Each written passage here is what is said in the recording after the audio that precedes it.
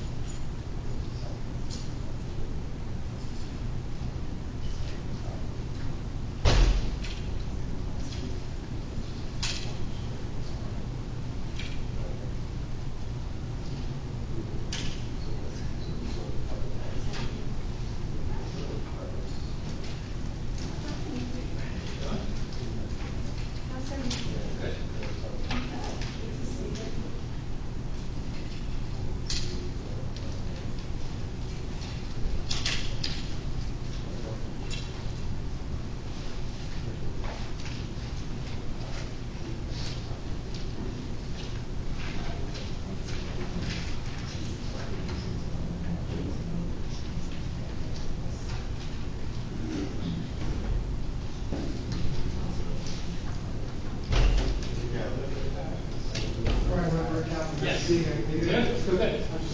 Good. Good. Yeah.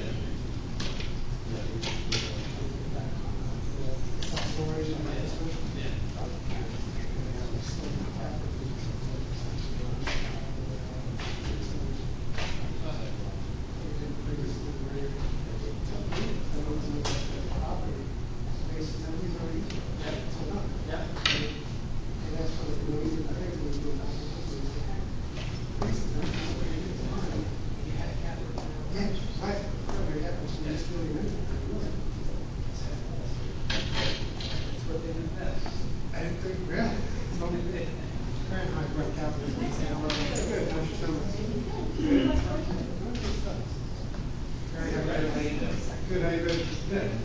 Okay. Nice to see you. Yeah. Okay. Not too bad, like a chance to say hello. How's everything going with you? Good. Good, good.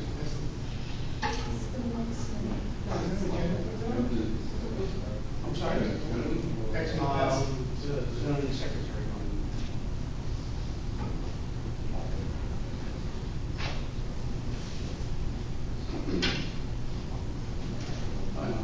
Very good. How you doing?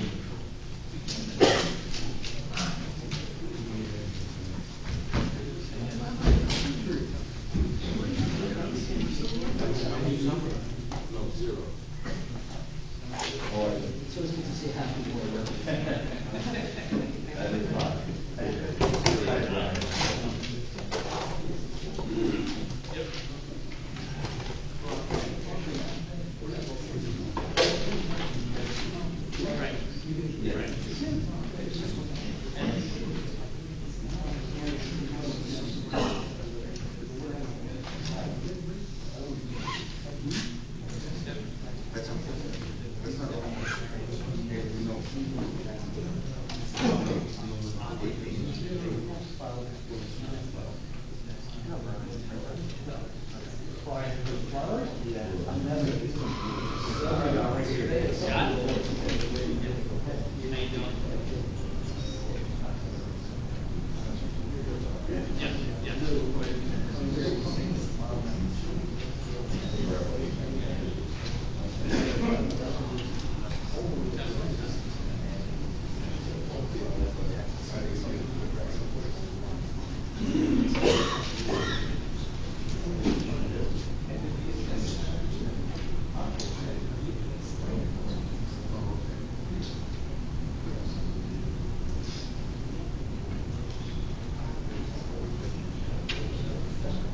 Yeah, Yes.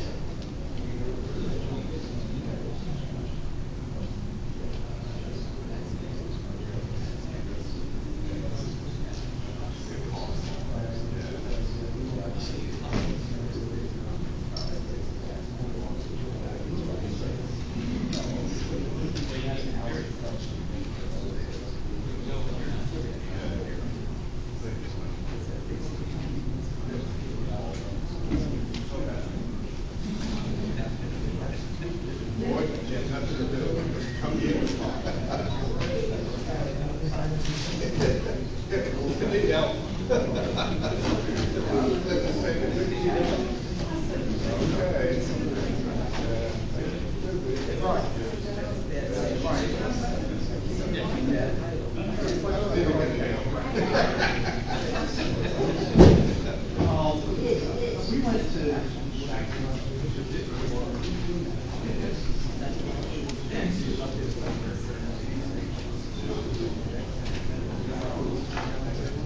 Yes, sir.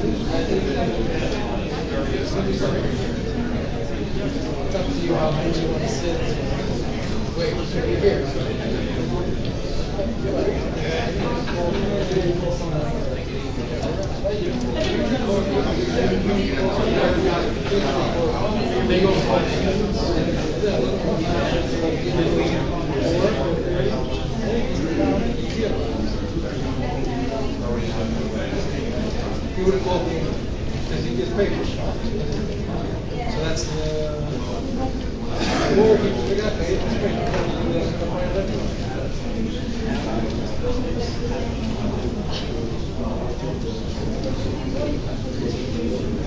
So the stuff, I don't like it, but they take a application. They're not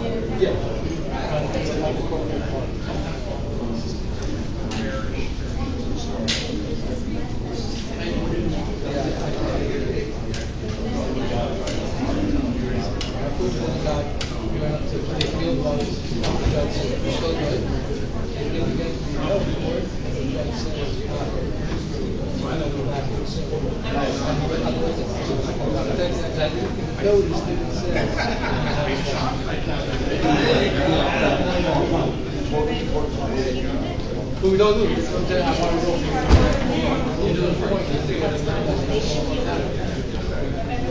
That's fine. You can go. Yeah. Oh, great. It's all on me.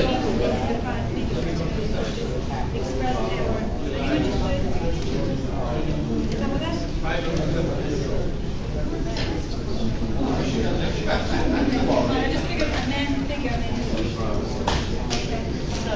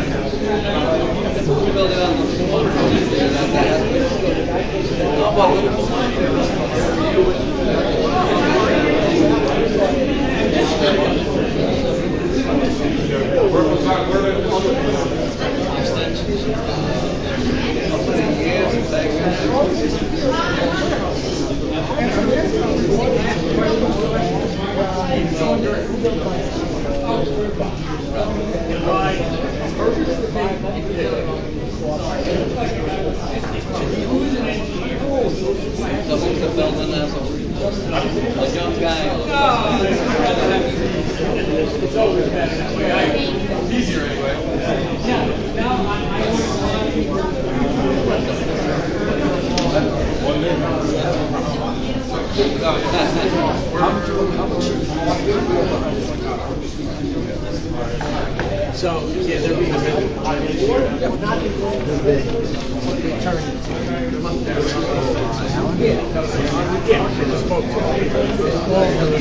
like, well, you're pending an application, should have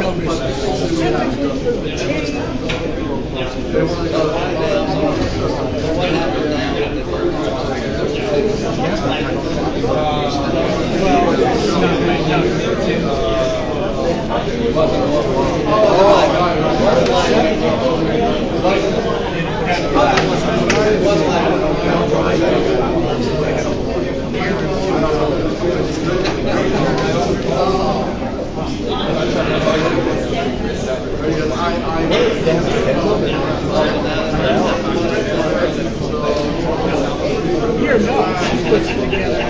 How many houses are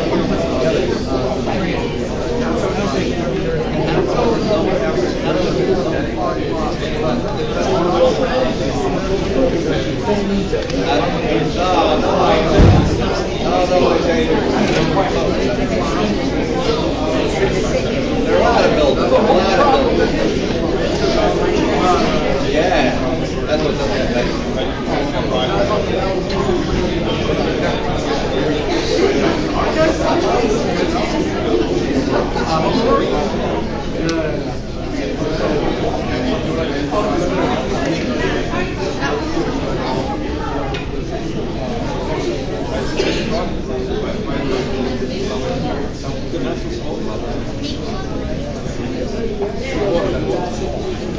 Fry the mushrooms. Look at this island, look at it, look at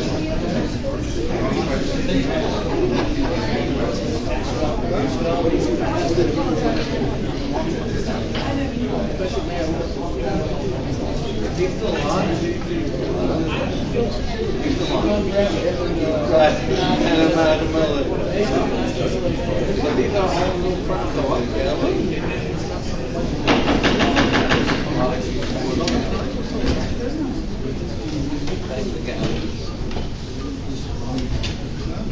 evening, ladies and gentlemen.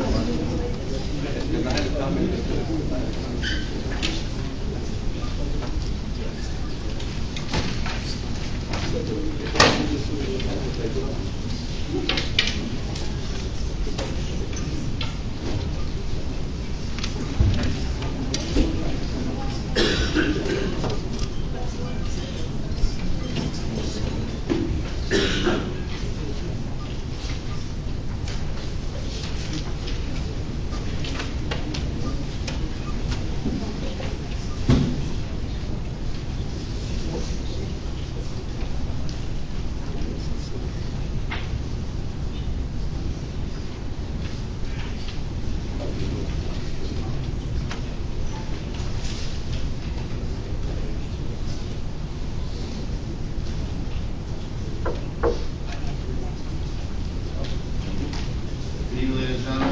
I'd like to call tonight's meeting to order. Tonight's meeting is advertised according to the sunshine law. Before we begin, I would just like to apologize to the crowd, to everyone that's here for the late start. As you noticed, we were waiting for our local friends to show up, and we are finally here, so we can move forward. Madam Secretary, roll call, please. Mr. Gilly? Here. Mr. Halverson? Here. Mr. Langley? Here. Mr. Naftali? Here. Mr. Whittier? Mr. Inger? Here. Mr. Rose? Mr. Gonzalez? Here. Mr. Halverson? Here, I'd like to ask everyone to rise to the flag.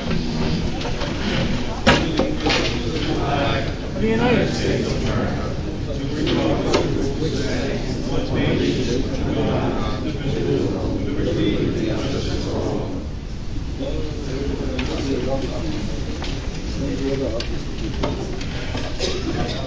And have approval of the minutes for the July 22nd meeting.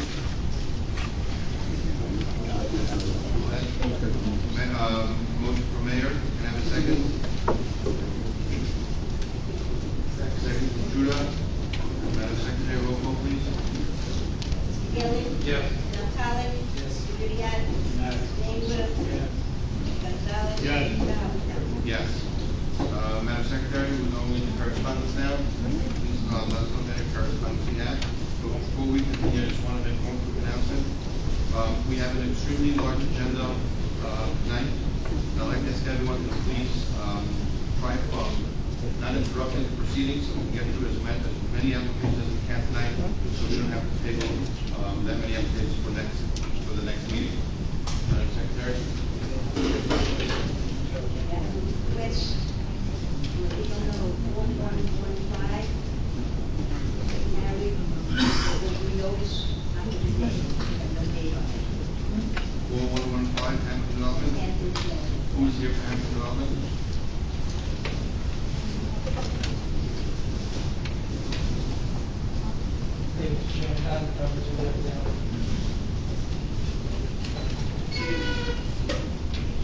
The first time it was listed, there was not some doubt that that's on the agenda.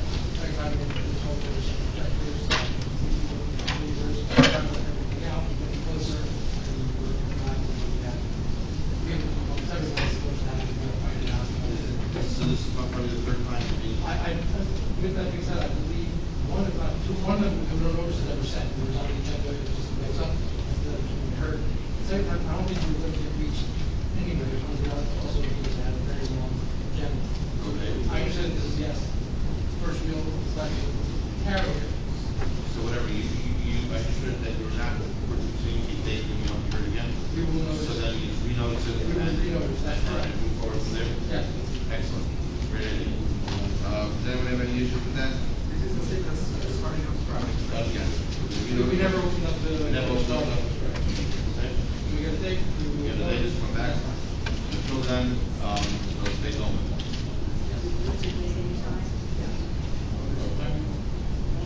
So not an application, it's. Can I have a motion to table the appeal unless someone has any objections?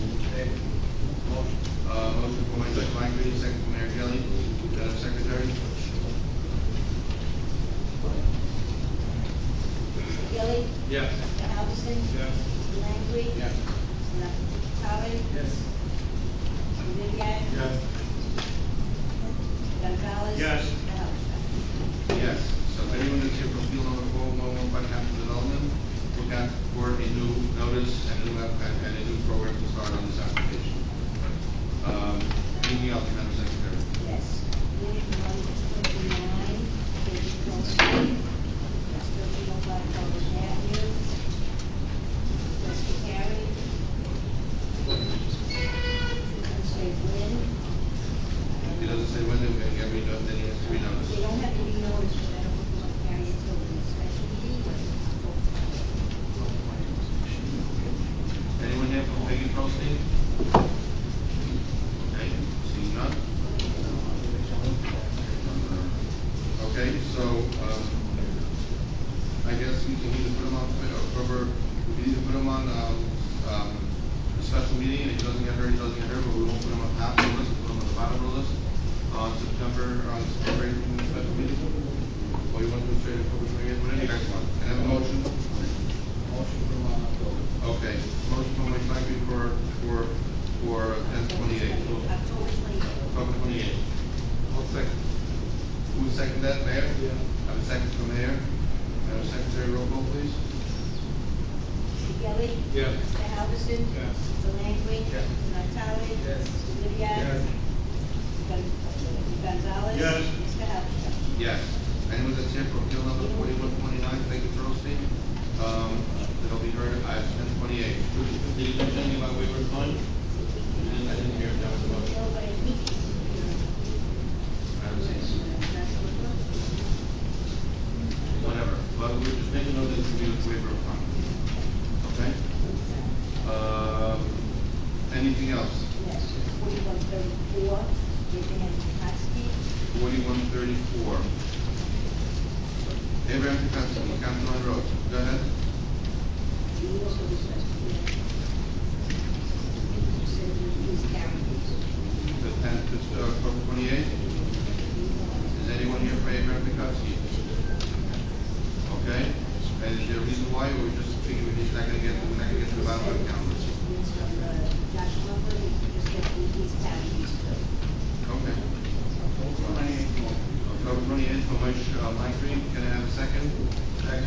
Second from Judy Ribbiat, with the waiver of time, guys? Thank you. And no further notice. And no further notice, correct. Can I have a roll call, please? Mr. Gelli. Yes. Mr. Halverson. Yes. Mr. Langley. Mr. Natale. Mr. Ribbiat. Yes. Mr. Gonzalez. Yes. Mr. Halverson.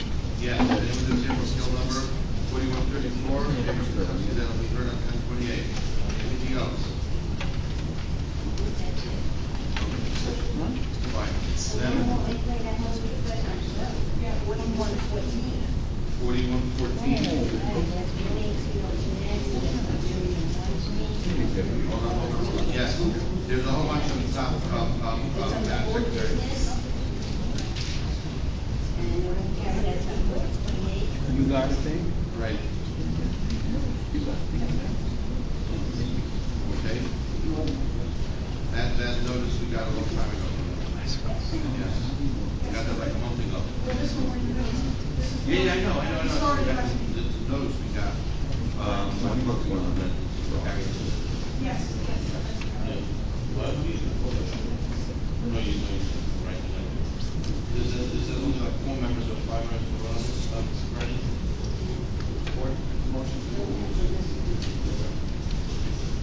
Okay, Madam Secretary, can I have a motion to table, 4114, 118 Ocean Avenue, October 28th?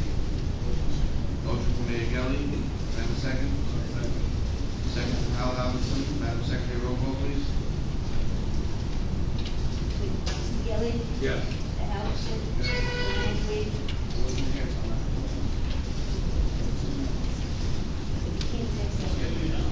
Mr. Natale. Yes. Mr. Ribbiat. Yes. Mr. Ingram.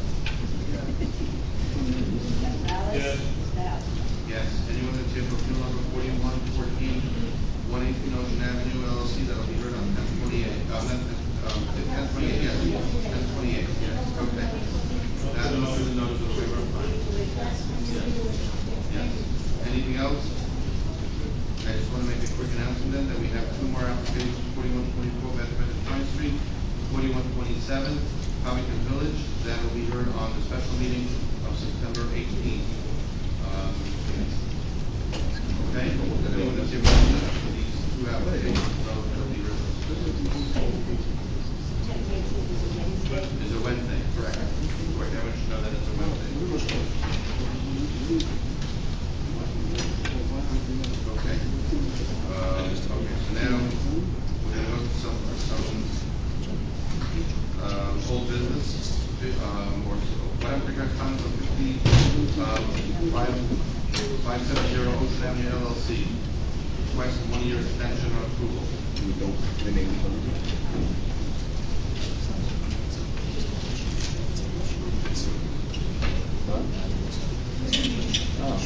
Mary wants to know we have a gal with 570 Ocean LLC. This was but this was a minor subdivision, and it's a 188. Minor subdivision approval expires after 190 days. So we got this approved back in March, about 6 months ago.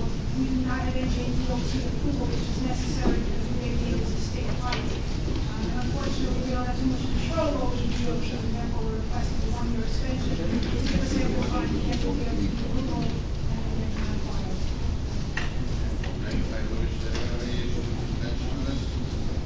No?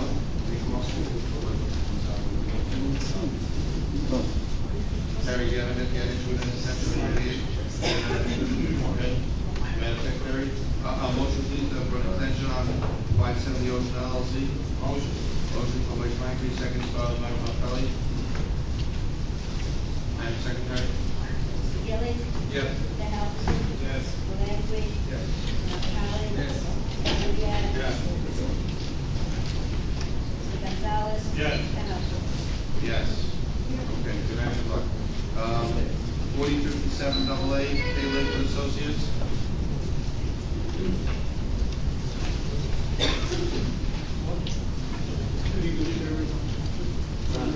Brett Catherine K. DLN for the applicant, David Executive LLC. Previous application was here, seeking extension approval for minor site plan, approval for block 1077 lot 21. We received approval for a self-storage, so we guess the law 70.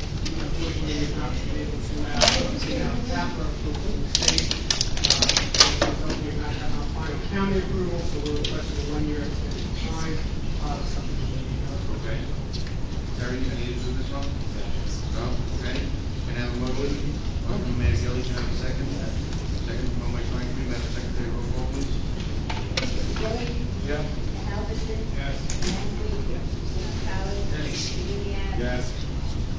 Mr. Gonzalez? Yes. Mr. Halverson? Yes.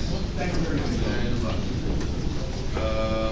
Okay, we're gonna go into 3787A, Pilgrim LLC, Swanson Road.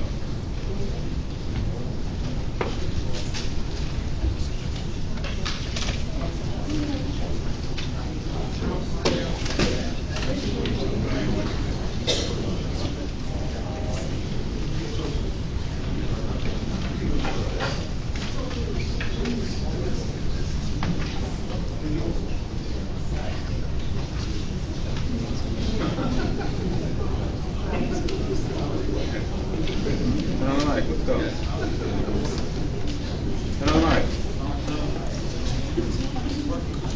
Green lights are on, okay. Green light on it? Green light on?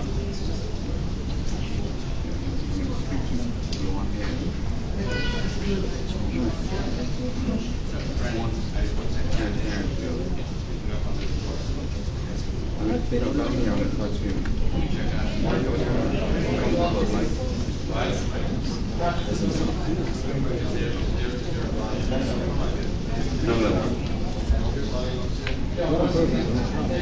Look at the sun. It'll be rolling. You can swipe anywhere you want.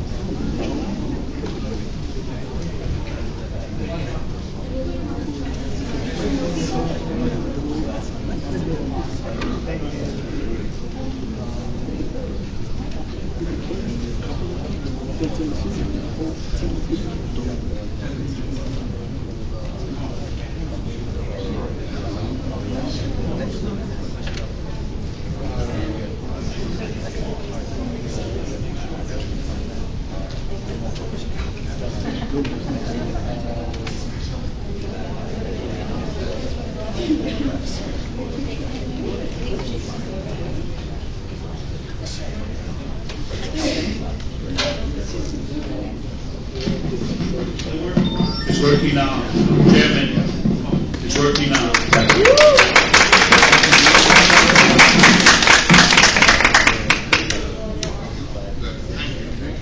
First thing that works, the only thing that works is the Good evening, Gerald Klein here on behalf of the applicant, Fullwide. This is with regard to a previously approved site plan and major site plan, I should say. And then we're just coming over back to the board for looking for some updated architecturals and a revision to specific sizes of the apartments, not be different. In other words, the size of the apartments, the mix of the apartments should be done. Mr. Brian Flannery on behalf of that. Please raise your hand if you swear. Could you please state your name and spell your last name, please? Brian Flannery, Flannery. Thank you, sir. Do you swear that the testimony you're about to give is true and accurate? I do. Okay, thank you. Licensed professional engineer, professional planner, Jackson, New Jersey. I have 4 exhibit parts. A1 is a perspective rendering of the proposed architectural plan. A2 is a site rendering of the proposed architectural, revised architectural plan. A3 is the approved plan. The approved plan had ugly 3-story buildings, the total same number of units. It was like a townhouse-looking project. And you can see the difference between A2 and A3. A2 had spaces between it. We put tot lots in between the buildings. We added recreation, and it's much better. A4 is just a rendering of the layout of the units. And I have more renderings if the board wants to see more things, but I mean, my testimony is this is much better than what was approved. As far as the specifics of what was approved, the approved plan had 94 apartments, max 3-story buildings. We have 94 apartments in 3-story buildings. The total number of bedrooms, the bedroom mix changed. The approved plan had 37 2-bedroom, 19 3-bedroom, and 38 4-bedroom. We're going with predominantly 3-bedroom. It would be 84 3-bedroom and 10 2-bedroom. So if you count up the total number of bedrooms, the approved plan had 83 bedrooms, 283. We have 272 less bedrooms. The original approval, when you factor in the number of bedrooms, you have 283 bedrooms total. An average of 3 bedrooms per unit. The proposed plan has 272, 84 3-bedrooms, and 10 2-bedrooms. And it is listed in Terry's report on page 2. Mr. Chairman? Yes. Frank, can you make it simple for all of us? The total square footage of rentable space, is that the same as the previous? It's virtually the same. The gross square footage per apartment on the approved plan was 506 square feet. We're asking for 6 additional square feet. So what we've done, and you can see on the plan, there was more building area on the other one. We've reduced the building area, but increased by 6 square feet the average unit size.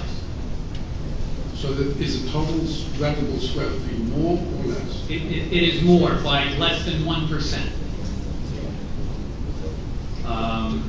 And as you can see, the layout is exactly the same. The number of parking spaces, the parking demand, since we have less bedrooms, the parking demand is reduced by 1, but virtually the same. And so we have virtually the same parking lot.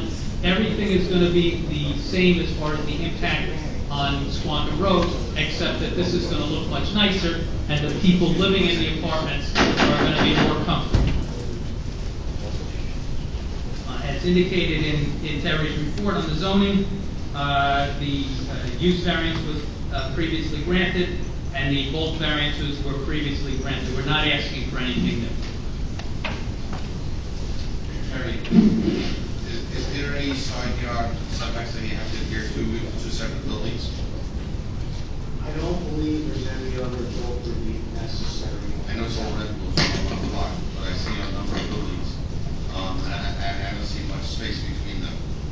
So is there a side yard, setback? that you Well, have the to- side yard setback would be relative to a zoning boundary. I think what you're talking about is building. Building set, yeah, building separation. That's all right. Ryan, what's the minimum code? There's no code in this zone for building separations, but in a multifamily zone, again, there's no code. There's no UDO requirement for distance between buildings.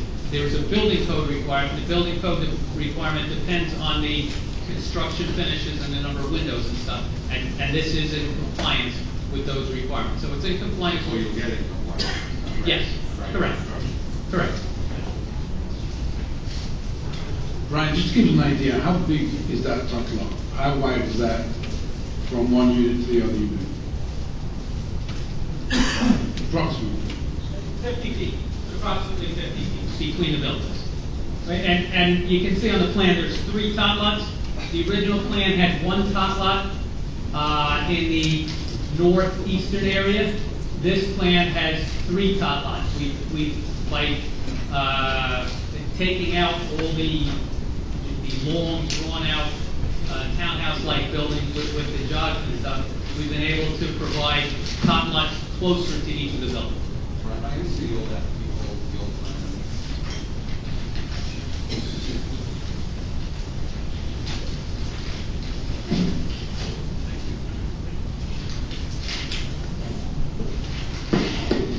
Just one question, Chairman, if I may. The resolution of approval for the existing approval, one of the conditions is a tot lot of 4,800 square feet. We have more than 4,800 square The feet. 3 proposed tot lots. Yes, are yes, more than that. well in excess of that, and as part of resolution compliance, we will comply with all the conditions of the original approval. Thank you. The only thing we're asking for tonight is to make nicer buildings. When we worked on this one, there was a whole issue with the busing would come in. And I think there was, there was even some areas special made coverings for the kids. So I'm just, the way I'm seeing this, the way you had broken down now. Earlier, it was, you had you have more multiple apartments, more apartments that will have more people, which will be defined with the children, obviously, because those are the multiple bedrooms. The concern is that a lot of this was determined by the amount of children that were going to be there, the busing going in and out, the garbage collection, all this is going to be now exasperated. There's less, more kids there. there's less bedrooms, so there would be less children. The total number of bedrooms, if you multiply, and we can go through the numbers, 37 times 2 is 74, 19 times 3 is 57, and 38 times 4, you add that together, it comes to 283. Right. Now you take what's proposed, 10 2-bedrooms is 20, 84 3-bedrooms, you add those two numbers, you get 272. So there's 11 extra bedrooms in the approved plan. Right. There's one little problem here. You're counting bedrooms like it's one huge big house with all the bedrooms. That's beautiful the way you do it. But the way it looks, 2 bedrooms could be one family with maybe 1, 2 children. That you used to have 37, now you have 10. From a 3-bedroom, from 19 you went to 84. That's a much larger family. There's going to be a lot more children playing in there. Yeah, but your bedroom count is just there were also 38 4-bedrooms, which were bigger than which is it's not going to change much. A 3 and 4-bedroom in a family. There's a much bigger difference between a 2-bedroom and a 3-bedroom than a 3 and a 4-bedroom. So you're changing from a 19 to 84. That's incredible. Well, it's a big change, but the total number of bedrooms is reduced. Yeah, the total number of bedrooms is one big huge house. Yes, but it's not. I think what Ms. Napoli is saying is kind of what I was leading at is that when you have a two-bedroom apartment, there's a certain age cutoff that somebody has. For 2 kids, possibly 3, and once the kids get older, they're gone. Whereas when you have a 3 and 4 bedroom, which now almost all of them are exclusively 3 bedrooms, they're going to be there when the kids are going to be older, which generates into more children going to school, which we love, but not in this particular area because there was a lot of thought that went into it when we first approved this because of the children and where everybody was going. That's just a concern that I have. Total of 57 of the old way, 3 and 4 bedroom units. Now you have a total of 84 3-bedroom units. Right. So you are like 30% more. That's what I guess we call around.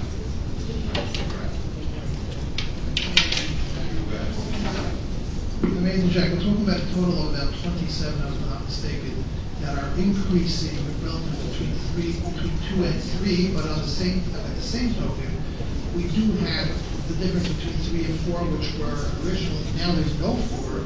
Before we didn't have 38. So we have the 38 are going down with 1. So even if we grant Mr. Naftali's concern that some people may now want to stuff more people into a 3-bedroom, by the same token, there are that many that are not going to have 4 bedrooms, and therefore there will be less people. So to go ahead and just focus on 1, you have to look at this on the whole for the entire project. I think the other part of that too is you have 2-bedroom apartments, so we all know what happens in 2-bedroom apartments. People use some of the other rooms in there for more beds as well. So I've heard it said in Lakewood a lot of times that the number of children that you have in your unit is what the number of children that God gives you. It's not a matter of how many bedrooms are in the house. I understand what the concern.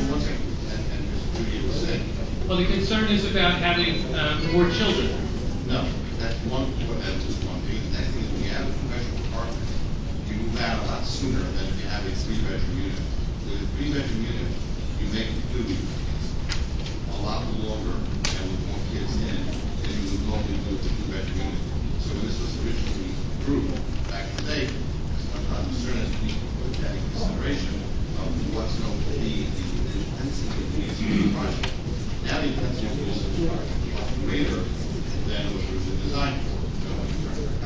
And the intensity of the unit being the number of children is a function of the unit, the number of children, another car, now they get bigger, the age of the children, they live longer. Now it becomes a 2-car family, that's a 4-car family. Gentlemen, can I just add something?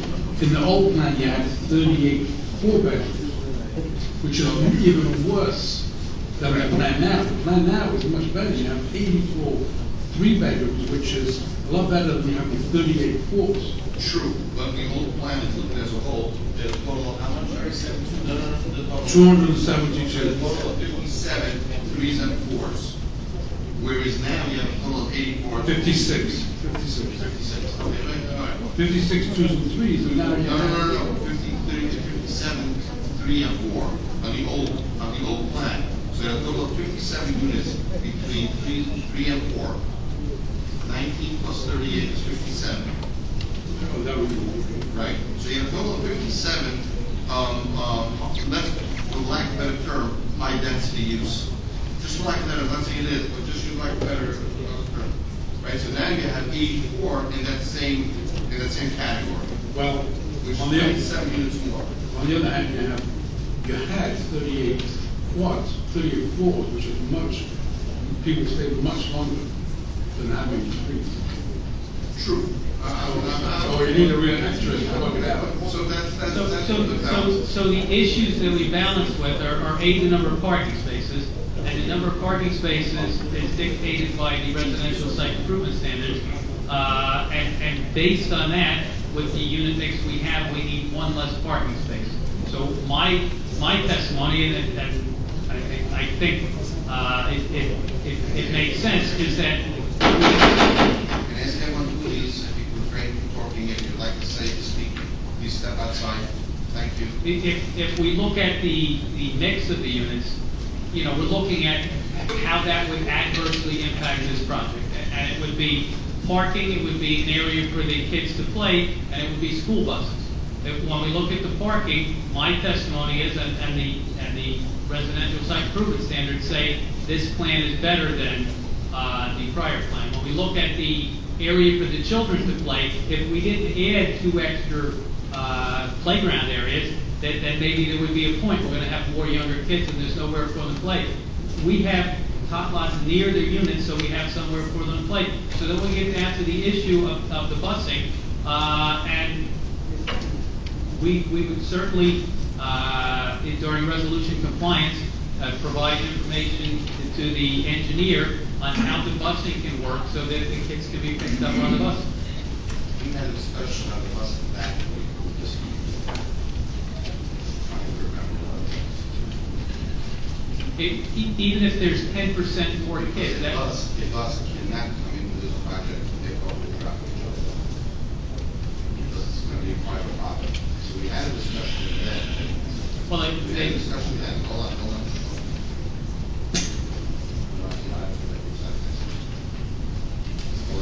Mr. Chairman, can we just mark that as an exhibit? that's already marked. That was, They are, okay. that was A3. I'm sorry? That's A3. That's it. No, I'm holding A3. A1 is the perspective rendering. A2 is the site plan rendering. A3 is the approved site plan, which the chairman is holding. And A4 is the floor plan of the unit. Thank you very much.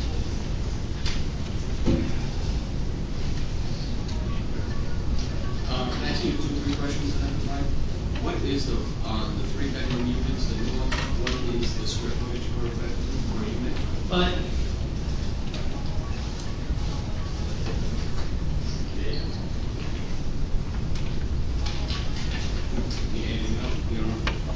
the plan doesn't have a square footage, but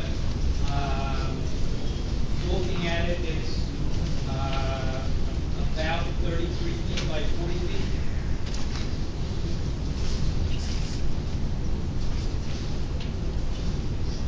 My phone left me update the. Okay. I'm not gonna do So that. I'll go to the next question.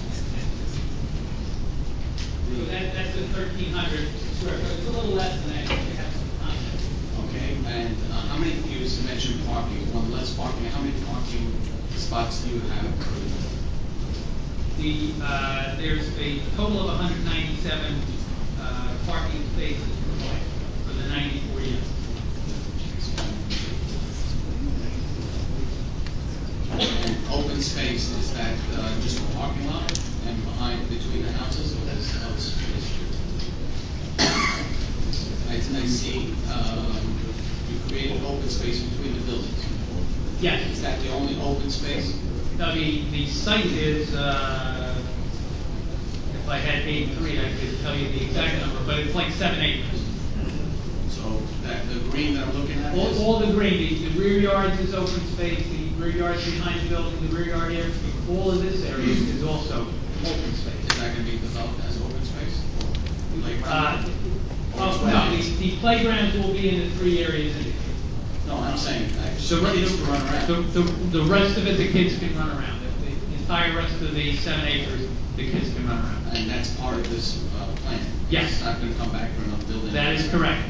This applicant, nobody's ever gonna come back asking to squeeze anything in any of the other places. He's just asking to have what we feel is nicer architecturally. Can I ask you something? Would you be willing to open some of that greenery that you have there as play area?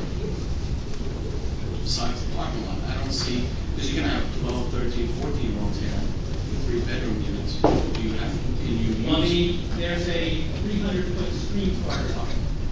That explains why you can't do it. Yes. Well, And the if it other wasn't, we probably would have. But There would have been more units on the original plan if there wasn't a 300. How about on the other side? How about on the other side? Same Well, thing. the property line is that line in the back, so. So you have open space there, but you just can't put a tractor on it. Correct. Is it flat ground? It slopes toward the stream, there's a stormwater management area there. Stormwater management area? Yes, it's like a Big base. stream? No, the stream is different. The stormwater runs into there. If you've ever seen the Hearthstone basin, I know my son played in that when he was a kid. It's a grass area. When there's a storm, you don't play it. When there's no storm, it's like 8 feet. And each one is about 1,300 square feet. Yes. I just have a big debt. Approximately 1,300. Where are the two bedrooms? They're scattered? The 2 bedrooms are in the building towards Quantum. So only one building has 2 bedrooms? Yes. Basement. No basement. Mr. Chair, if I can, what? All the these have their original, own- are the original? All the units will have their own washer, dryer, et cetera. Right. Looking at the plan. Yes. Ryan, questions related to that? I see that there's one road widening easement. Yes. Do I see it on, I don't see it on these plans. It's on the new plans. It is? But we're going to agree to all the conditions of the original approval. Okay, because that road widening was like the bus. Yes. For picking up the kids and dropping kids. My testimony is that all of the conditions of the original approval will be complied with on this application. Next question, this area was not uncontaminated, was that all cleaned out? Yes, it is. None of this surrounding area where it's all state vegetation.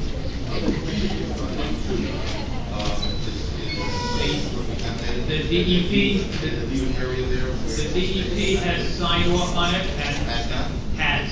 And my experience with the DEP is they go overboard and they don't sign off until everything's good. But sometimes they can leave a little patch, say, this area. No. Will be okay. No patches left. They signed off on the entire property. Guys, can please ask you to frame parking? It's there, the front building. And this is not gonna be co-op, this is for rental, right? Rental, yes. And you want the fee restrictions?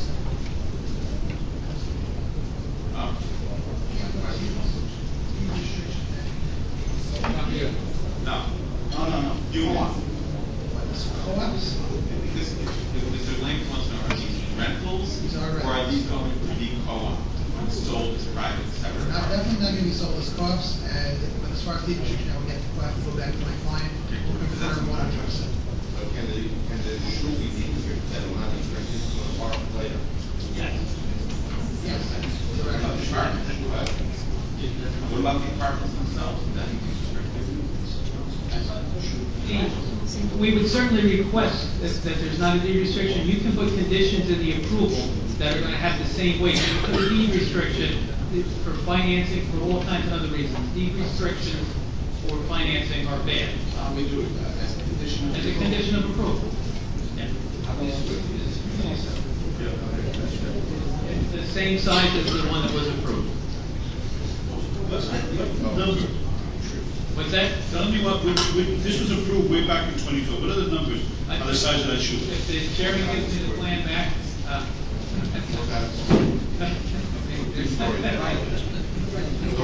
I'll split my fee with you for the part where you gave those. No basement. No basement. No basement, No basement, no attic rentals either. No social hall in the basement. Good, thank you. Mr. Chairman, I have a question. Yes. 4,000 square feet. Yes, Mike, go ahead. Are the original approvals expired or is active? The original not expired. They're active. How long is that for? This is from 2004. It was filed. Filed? Correct. Yes, go ahead. Through the chair, I don't like Brian. I didn't like this application when you first put it. I still don't like it because there's a ton of kids in this area. This is a space where there are no real parks or anything, but it's just a way. You're giving me 2 small top lots. You're giving me a community center that's 4,000 square feet for tons of people, especially when they have functions, okay? I see the plans are different. If it were up to me, where you have that community center and the proposed room, I'd like to see that as a park for the kids in that area, get rid of that. And then that last building that you have proposed, I would like to see, the community center that size, so people can really enjoy it. That's just my opinion. I know it was approved, but Well, just giving you my. we're at a point where we have to build the bastardized townhouse-looking buildings that were approved, or this is an alternative that we feel is better for everyone. Okay, the reality is, you said the right word, I won't mention it, but you said it. Okay, and the reality is still the same, because all you're doing is making nicer buildings to conform to today's architectural standards, but the actual amount of people, basically still the same.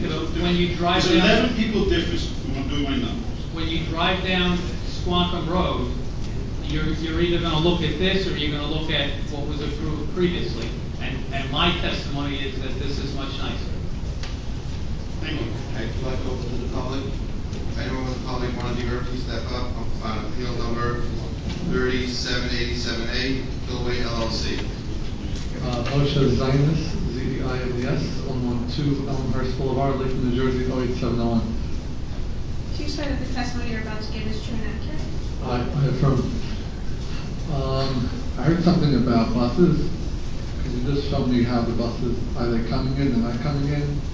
Where are they picking up the kids there? No buses allowed in?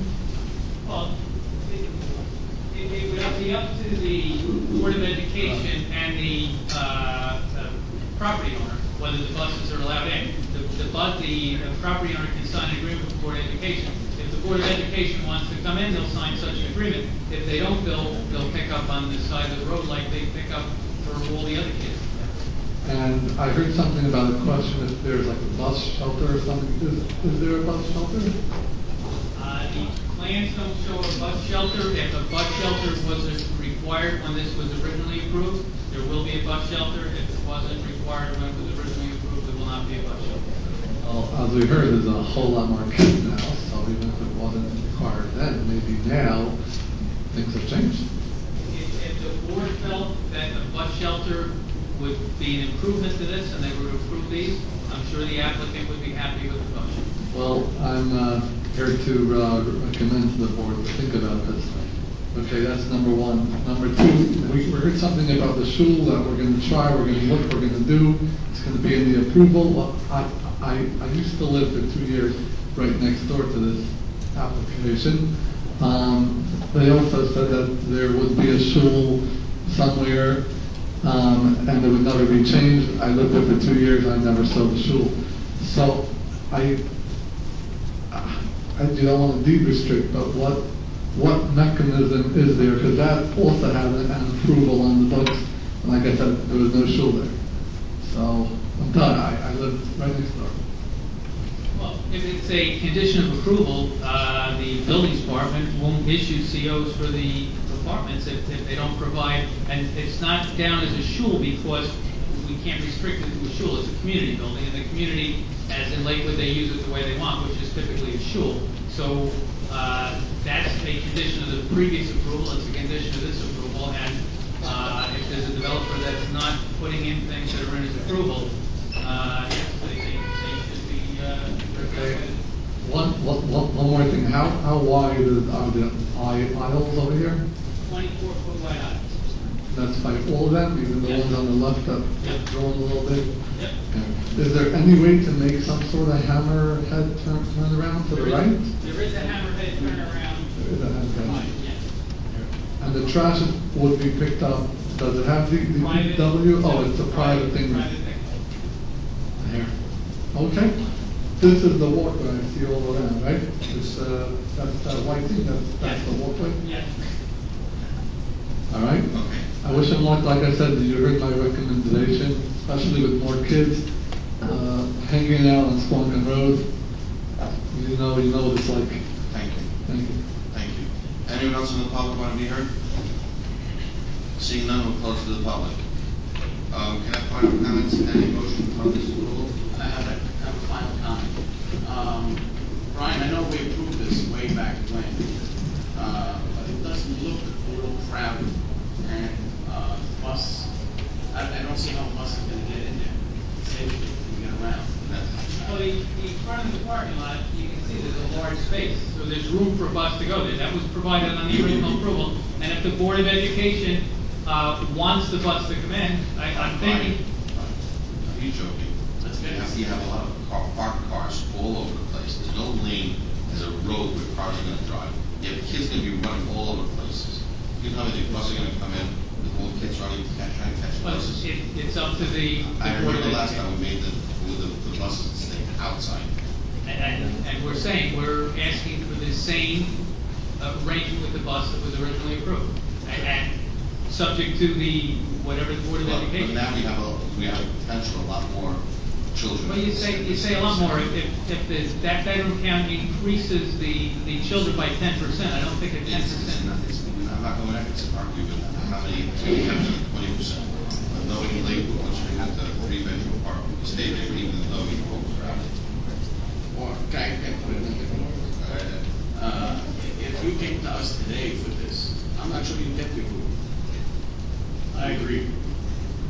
If you came today with this project, I think it'd go down. Right, but I'm coming today saying That we you want have to do the something approval. nicer. Right, you have people. I'm saying you can make it, whatever you can do to do. The buses, the children there, that's a serious safety issue. Can you design something where we can sleep at night, or that nobody's getting? Well, if the issue is where the buses can be, we would certainly carry the application and come back at a future meeting with information on where the buses are. Excuse me, we're up to the vote. Mike, This thing, one second, Mike. This thing was done in 2012. Lakewood has changed drastically since 2012 today. But you're leaving the developer. Markham Road has, traffic on Markham Road has changed drastically. Yeah, but you're saying to the developer, just build what was approved rather than try to do something nice. No, you can do what was approved, nice. You can redesign that building. Or if you want to have another couple of units here and there, a couple of bedrooms, but not at this magnitude. Me personally, this is 2019 style versus the townhouses back in the day of 2012. You know, I like this whole thing. Like, honest truth. It's a nice structure. So the board is saying they want the same unit. Elton Architect did a beautiful job.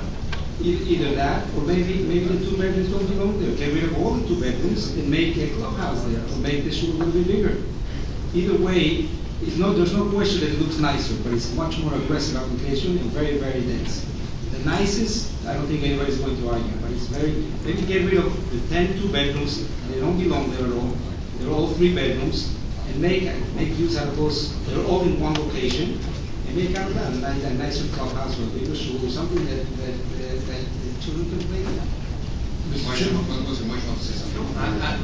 My comment is like this, it's on Squawkum. If the buses are going to stop on Squawkum, if it's not designed properly for a bus to come in, and buses do stop on Squawkum, it's gonna halt a major road. That's number one. They're also going to have to go into, they can't get in. Mike, on that note, we made them widen Swanton Road for the bus to pull over to the side. If they do, That's the what buses they did. don't always, but let's say the buses pull over, they can't make a U-turn, they're gonna have to go all the way to Howard, find some road to make I don't even know if they're allowed to go into another city, and, so I think it has to be designed where there should be a special bus lane, where they can come in, drop off a special place where the kids can get dropped off and picked up, and then a bus can properly turn around and go back.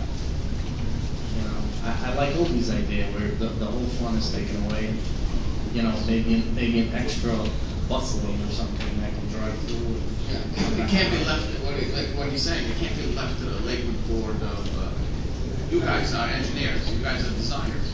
You come back with a way where we can all sleep at night, that the bus can come in, pick up the kids, go out, and nobody gets hurt. Mayor, you want to say something? And the suggestion, the 5 green trees out those trees out in front of the bushes. Yeah. You make that into a nice parking bay for buses. Buses come in there. We could certainly, if the issue was a place for the bus to pull in, we could carry the application and make a place for a bus to pull in. safety, density, it's also a little tense. But if you're saying there's more than the bus pulling in, and That's first. and we're just spinning our wheels, That's first. Correct. That's first. And then you have density too, which is really dense, but you have an approval. The old approval was not as nice as this, but this is a little bit more aggressive. You gotta figure out where you wanna. well, we thought we figured it out. Or it's only by this point, we're going to that. I agree. Redesign. I agree. That's where we're going to discuss. Okay. Madam Secretary, roll call, please. Oh, is it? Sorry. All right. You got it. Go ahead, I'm sorry. We need a motion. Is the motion yes or no, or the motion to? Take a motion whichever way you want. No, or to table it and come back with a better plan? Whoever makes the motion, make the motion whichever which way. So I'd like to make a motion to come back with a better, slightly better plan for the bus, school bus situation, and maybe just reduce some of the bad road count. So the motion is to carry to a meeting in the future, to address these issues. Which issues? The bus issues? Bus and issues. the issues. Or just come back with some details whether this new mix of bedrooms is going to increase kids or not. I'm not so sure it will, but if it doesn't, I'm okay with it. But the school buses, that Swanton Road has become a very high speed way. I have a motion from Mayor Gilly. Can I have a second on this? To repeat again, the motion is to come back and revisit with parking with less density. I second the motion. Okay. I think you're making a motion, it's usually before. Correct. And normally this would be voted yes or no. So with breaking, Tradition.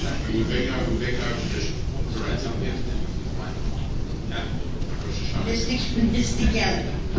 Yes. Mr. Halverson. Yes. Mr. Lakewood. Yes. Mr. Naftali. Mr. Ribbiat. Yes. Mr. Gonzalez. I still think it's too dense, no. No. Mr. Halverson. Yes. What do you Okay, moving forward.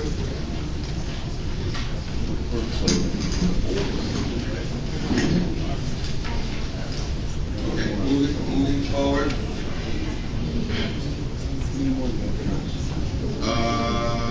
Zuby Holding, oh no, I'm sorry, 4120 David Herzog.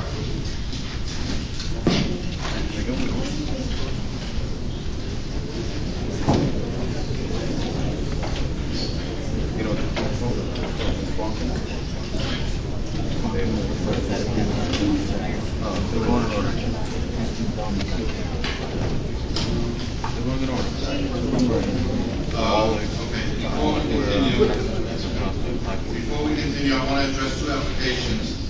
1434 Holding LLC and Joseph Seaback. The time is now 8:20, 8:25. What time is it now? 8:20. And as you see, we have a long application, a long agenda. Do you want to wait it out, or do you want to? I have authority to carry a special meeting. Yeah, please step up. No. Good evening, Mr. Chairman, members of the board, Sean Berg on behalf of the applicant, Alan Weiss is here representing potential objector as well. He's behind me, but we would respectfully ask that the matter be carried to the special meeting of September 18th without further notice. With no application. This is That's the last one. application number 3988. Yeah. You realize you might even get hurt on that night as well. We understand that, but Okay. this way at least moves the ball. You got it. Okay. There's a motion from Mayor Gelli. Hold on, wait. Are you okay with that? Okay. I don't Tell us think why. Alan Weiss, I represent, conference that Monk, M-U-N-K. Okay. I believe that the application can be carried. I think that the presently constituted application is in contradiction to specific provisions in the resolution of approval for use variance. I think as constituted, this application needs to be renoticed and republished because it's in violation of the existing use variance approval. I just want that on the record, because that's what I'm going with. Why is it in violation? Okay, so let's hear why it's in, In the existing use variance resolution, there were specific provisions that were in favor of my client. Specifically, the applicant will provide a 30-foot wide passive open space buffer along the northly proposed lots 14.06 and 14.11. Further down, it provides that there's specific provisions to be included on the file map. Quote, and these are words that would be on the map file, being intended to provide passive open space buffers for conservation purposes to protect the property from any type of development or disturbance. There's more too. The plan that's been submitted for your current approval provides that within that 30-foot passive open space buffer, there's going to be a complete lowering of the clearing of the land and a complete regrading of the property. So the way I look at it, it's in direct violation of what's in this approval. So I'm just saying that I want to be right now on the record that I think that their application going forward is not intended to be a continuation of this approval, but is in violation of this approval, and if they want to go forward, they have to go back and do another use I have a variance. question for you, and I'll address the question to you, Mr. Weiss. Yes. You and our attorney, okay? This is a total new application, correct? Yes. So therefore, does this new application, and I'll address the our attorney, adhere to the old resolution and the old requirements? Because it's a new application, they can come and ask for whatever they want. So it has to be noticed as such as today's framework in the same paper. It is the same number. It is 3988, so it is the same number. So it does tell me that it is a continuation of the previous application. Correct. It would be a continuation of the previous. So if it is a continuation of the previous application, then he does have to adhere to the old resolution. Correct. Okay. And I don't think he wants. Well, we believe it does. And there's notice, and he obviously has notice, because he's here, and he's making his argument it's not. You'll hear testimony from Mr. Ryan. Okay. Right. And Mr. Weiss, I believe, will be able to make that argument. That's right. At the hearing as well. The question is, obviously, you can't renotice it in time for the September 18th meeting. Next, we would proceed on our own risk, but we'd like to. I'm telling you, I can get it.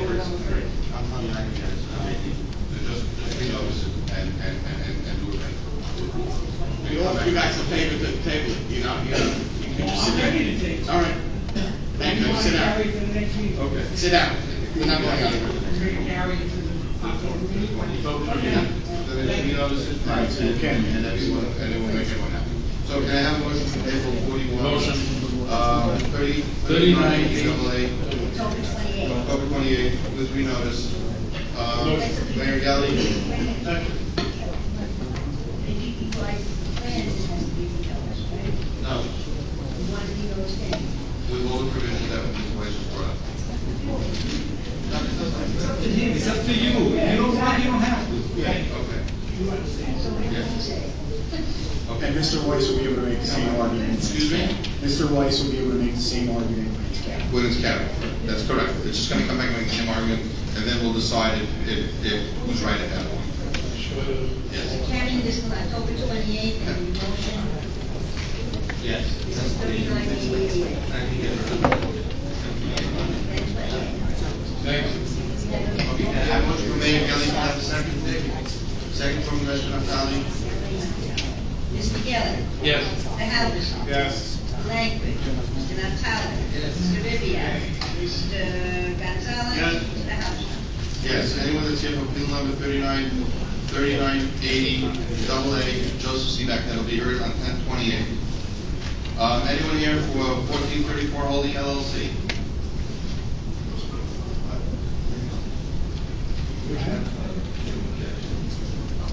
For which application? 4135, yes. Who's the attorney there? Is that you? Okay, you want to wait that? I'm here. You have the duration of that? Have a seat. Have a seat, enjoy the show. Okay. Okay, next, let's go back to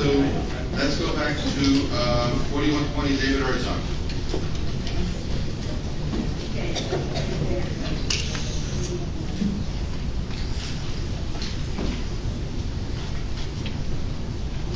Vermont Avenue, block 1100, lot 17, 19, and 23, R20 zone, use variance to construct 20 single-family residential homes on undersized lots. Required 20,000 square feet, proposed 13,000 to 19,870 square feet.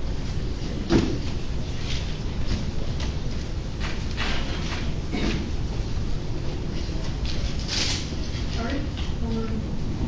All right, wrong board. Sorry about that. Good evening, Mr. Chairman. Mary Weinstein on behalf of the applicant, David Herzog. We are here this evening to seek preliminary and final major subdivision approval to subdivide the subject property into 20 new lots upon which single-family homes will be built. The project calls for putting in a cul-de-sac off of Vermont Avenue, just north of Chestnut Street, upon which these single-family homes would be built. The project requires use variance, really it's a density variance approval, since the property is located within the R20 single-family zone, the R20 zone. Single-family homes are permitted in the R20 zone, but only on lot sizes of 20,000 square feet.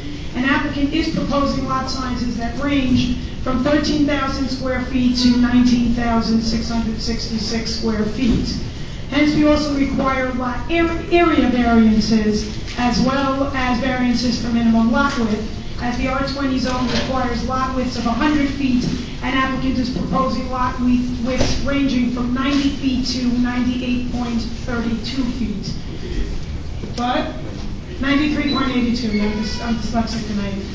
I will point out that this very board granted relief to a neighboring property owner for single-family homes conforming to the R10 standards for a property on the corner of Coldwell and Chestnut Streets. These lots would be significantly larger in size and have larger lot width requirements than those lots. And what year was that? That was probably 2015 or 16. Again, these are single-family homes. We're not asking for duplexes.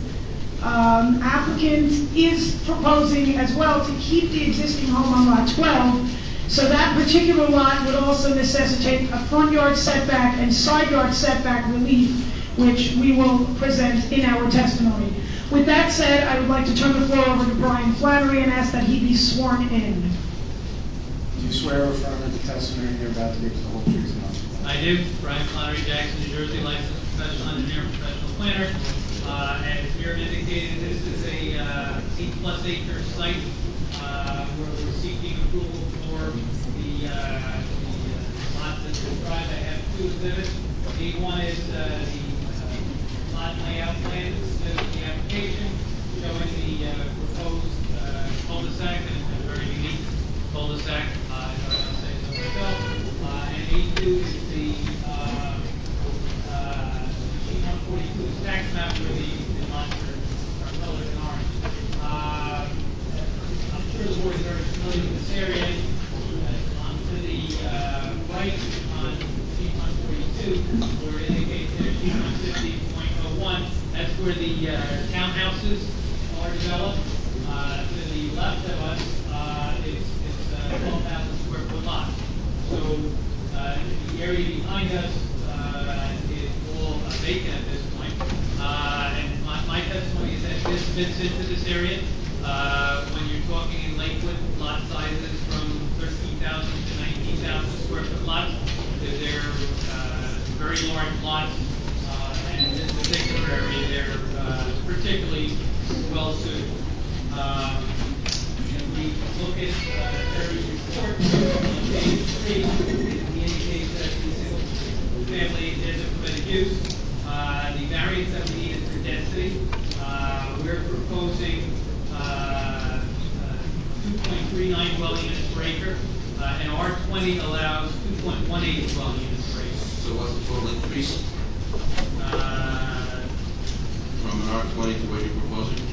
R20 is 2.18. No, total units. Total units. Based on the R20, we would be allowed 18. And what do you? We're asking for 20. Two more. Two more. That's fine, that's it. That's it. And it's my testimony that the R20 zone for this property isn't really suited for this particular property. As Mary has indicated, we have 10,000 square foot lots that some throw away on Caldwell. We have 12,000 square foot lots right where the cul-de-sac comes out. And we go a little further down the street, we have townhouses. So it's a transition. And when you transition, you don't go from townhouses to 20,000 to 12,000. You transition accordingly. So my testimony is, as the chairman noted, it's 2 additional units above the density. It's 13,000 to 19,870 square foot lots, which are nice lot sizes. 19,841. 2? Oh, no, we got 120. Got 120,000. Got 119. Yeah, the rest are all 13. And the minimum lot width, 90 feet to 93.82 feet to 100 is required. My testimony is that's really de minimis relief. The only ones that are going to see these lots are the people that are in this cul-de-sac. Those lot widths compared to the other lot widths in the neighborhood are larger, so it's not going to stand out. It's a development that fits in. It's an infill development. The master plan recommends infill development. So it's appropriate. Additional relief that's needed is for the existing structure. Item 5 indicates a minimum front yard setback, 23.9 to the existing deck, and it's to a acre street, where 30 feet is required, and a minimum side yard setback of 8 feet, again to the existing deck, where 10 feet is required. Again, in my opinion, those would be the minimum. If we look to the master plan of 2019 for justification for the variances, on page 2 of that report on background information, it talks about the population growth. It goes on to say on page 3 the number of births there were, and it concludes with it's therefore important that Lakewood plan for residential development to house its growing population. On page 7 of the same master plan under the vision statement, it says encourage development and redevelopment based on Park Road planning principles. It's my testimony that this does this. It's the particular location of this project. It's particularly suited for this type of single-family unit. The municipal land use law, NJ 40:55D2, on the purpose of the act, is to encourage municipal action to guide the appropriate use or development of all lands in the state in a manner which will promote public health, safety, morals, and general welfare. It's my testimony that this does that. G is provide sufficient space and appropriate locations for a variety of agricultural, residential, recreational, commercial uses. This provides very nice housing opportunities. If the board grants this, particularly for the zoning board, where we know we'll have the upgraded fronts, we'll have the irrigation, we'll have the landscaping, this will be one of the nicest cul-de-sacs in the continuing through Terry's report. Just one comment, if I could, Brian. The cul-de-sac design, if the board acts favorably, you'll work with the engineering department to make sure it's RSI compliant. That is correct. Just in reference to that question, is there any restriction in not opening this up to Lakewood Avenue? Restriction to what? Why didn't you make it go straight through to Lakewood Avenue? I was just waiting for you to finish, but. No, I'm just trying to build it up, right? Yeah, Golden's right behind. Why don't you just make the street go right through and have a grid for everything like that, like Golden one? People like to live on cul-de-sacs. Cul-de-sacs are nice, exclusive neighborhoods. Brian, we all know that the traffic in Lakewood is always coming up, and we're always hearing it. And the biggest problem is to be able to get the cars in and out. Okay, I live on that street. Okay, so to help the people out, it would be common sense at this point, especially with growth of Lakewood, that there would be an egress in two areas. You have Lakewood that's going to be an approved street, and Vermont that will be an approved street, and they can go in and out of that same area. Well, that's exactly what the applicant is trying to avoid, and having this be a cut through. No, it's not, they'll never cut through, Brian, because people who are going to drive on Chestnut Street is going to be the main street, but it'll give the homeowners a chance to be able to get in and out of that area without having to have to wait on Vermont for everybody to have to wait to get the other homeowners on Vermont. Okay, so I'm definitely in favor of opening that up, forget the cul-de-sac, to get the people to get in and out of that area much quicker. So you're Nobody's saying, going to go in that area unless it's good. so you're saying the lot sizes are not a problem, it's the access that. Well, I haven't discussed the lot sizes yet, but I'm definitely. Well, I thought since we were talking access that we must have got past the lot sizes. But with respect to the access, we do have a traffic engineer here this evening. The report was prepared. Does he live on Chestnut Street? He does.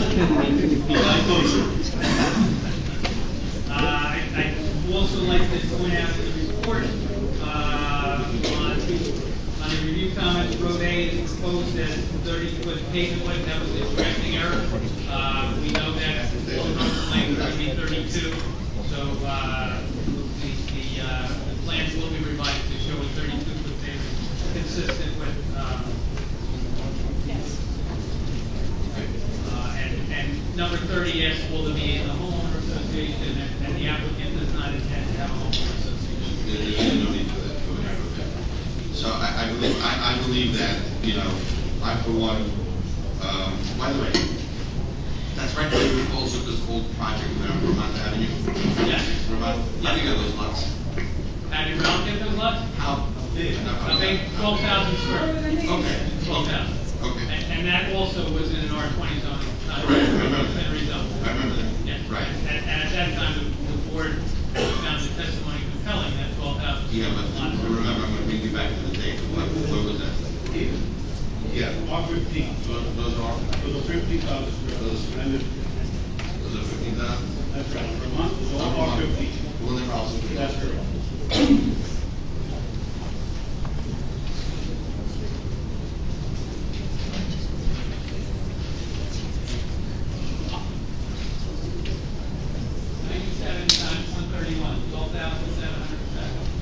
Not the ones on Vermont. The ones on Vermont, okay. Coughlin Street. Which one? Coughlin Street. She's talking about the ones that she said that were approved by us over here, that you said were R10, R12. No, the R10s are on 363 Chestnut Street on the corner of Caldwell. Those are R10s. And the lots fronting on Vermont, right across the street, Yeah. are 97 by 131, 12,000. And that beats up the Essex on top, right? Yes. Yeah. Yeah. It's Vermont and Coughlin. That's the one that, yeah, that's the one that we're also proposing. These lots are what? How many of these lots? 13,000? 13 to 19. Yeah, then I. All 13. They're all 13,000. Mr. Chairman. Yeah, but it's 13 and how much? How many are 13? Okay, if the ones across the street are 12 or 14,000, 13 doesn't make much of a difference to me. But I do hear what fellow board members said about making the grid work and making the traffic flow properly. So go ahead. Mr. Chair, if I can Yes, just Mike. back the old question. Basically, buses are not supposed to go into cul-de-sacs, so we're going to have to generate the main street again with all these buses. So we have an opportunity here to be able to make it work. Make the whole thing flow. Okay. 100%. Why don't they talk to the public and see if Mr. Chairman, one more question before you open the building. While you're doing, is this one of the cases where you have to show some sort of a hardship before zoning? No, what we need to show is special reasons. The density variance, you need to show special reasons. You can't, there's three different ways you can get the density variance. It would be an inherently beneficial use, a hardship, or special reasons. And the special reasons are the unique location, it's uniquely situated, and the reasons I read from the master plan and the municipal land. Maybe if they open up the rule, it would be an inherently better use. I'm going to open the public, anyone in the public want to be heard on appeal number 4120, David Herzog, please step up.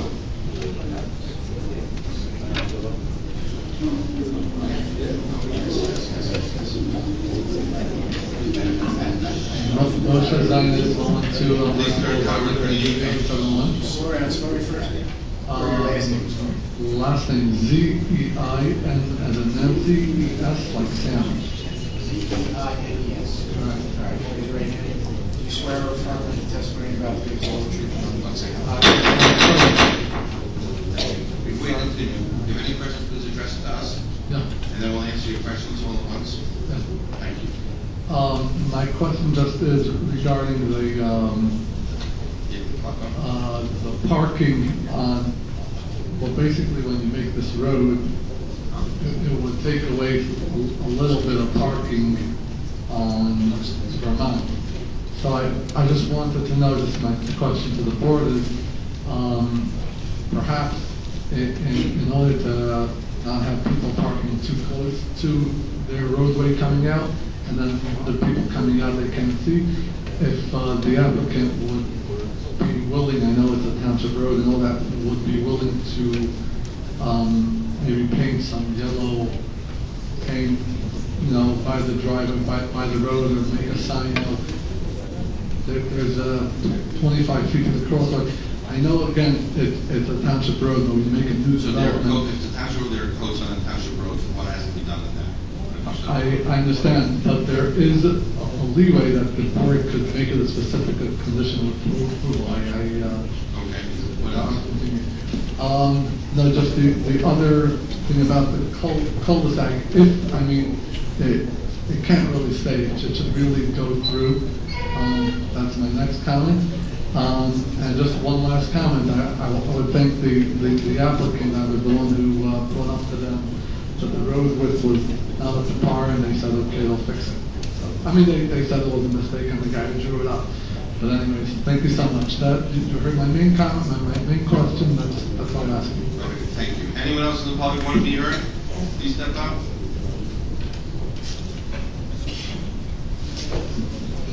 Okay, we'll see none. Do you have any comments on the We will put as much paint and signs as the township allows us to put to address the concerns of the, I don't think he was an objector, I think he was a member of the public who was commenting that to make it a better application, and we agree with him, and we would request from the township to do all those things. So what was you referring to, that the numbers were wrong?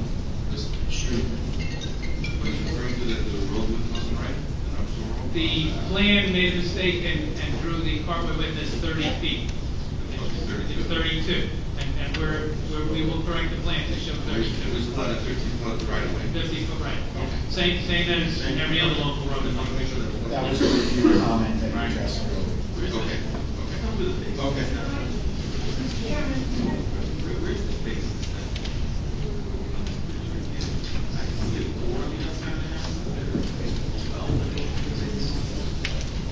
Well, the plans were submitted because it's on the checklist. These are going to be custom houses. And those boxes that you see are not what's going to be built. Custom housing will be built when we come in for building permits. It will meet all the requirements of the township. All these standard, right? All these standard conditions, so that when people drive by, they can say this is a nice building. Okay. Mr. Chairman, if I may, I know you actually opened it to the public already, but really, I would like, we have another witness. We really do want to call our traffic experts. Please go right ahead. Thank you so much. We're going to have to go to the public. Yeah, I'm afraid so, but okay. Please go right ahead. Justin, if you could come up, if I can ask to have him sworn. Do you swear or affirm that the testimony you're about to give is the whole truth and nothing but the truth? I do. Please state your name correctly. Justin Taylor, Taylor. Justin, have you ever testified before the Board of Adjustment before? I have. The board then accept his credentials? You remember? All right, so you'll accept him as a witness? Yes, I will. Thank you so much. Mr. Taylor, if you don't mind, if you could describe your findings in your traffic study for the board. Absolutely. My responsibility as part of this project was to take a look at what type of traffic impact the development would have on the surrounding roadway networks, and just to ensure that there would be safe and efficient access for the proposed site and its conformance with the RSIS standards as well as local standards. To do that, what we need to do was to determine the background traffic, what's going on out there today. So in order to do that, we conduct traffic counts in the intersection of Chestnut and Vermont during the morning peak hours and evening peak hours, the busiest times for residential development. That gives us what is going on at the intersection as well as what's going on in Vermont Avenue where all the roads are. Again, I can't keep on asking to please refrain from speaking. It echoes back right here, and it's very hard on us to even think ourselves. Thank you. Go ahead. So once we have that traffic, we then look to the Ocean County rates, specifically for Lakewood, that would be for single families, including basement apartments. And we generate the traffic for those 20 units. What that comes out to is about 20 to 40 cars during either of those peak hours, ins and outs. Once we have that traffic generated by the project, and we have the background traffic, we run capacity analyses, both at the intersection that I mentioned, as well as at the intersection of Vermont Avenue. What we found was that the intersection of Chestnut and Vermont is going to have the exact same level of service C or better during both of those commuting hours, with increases in delay of 1 to 2 seconds.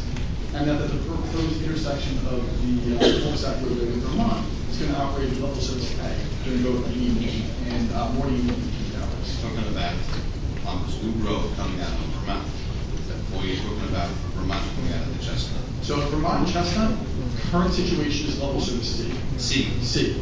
Okay. With the addition of the traffic, it remains C. With what? It remains at level service C. There's no change in levels of service with the proposed traffic from the site. Okay.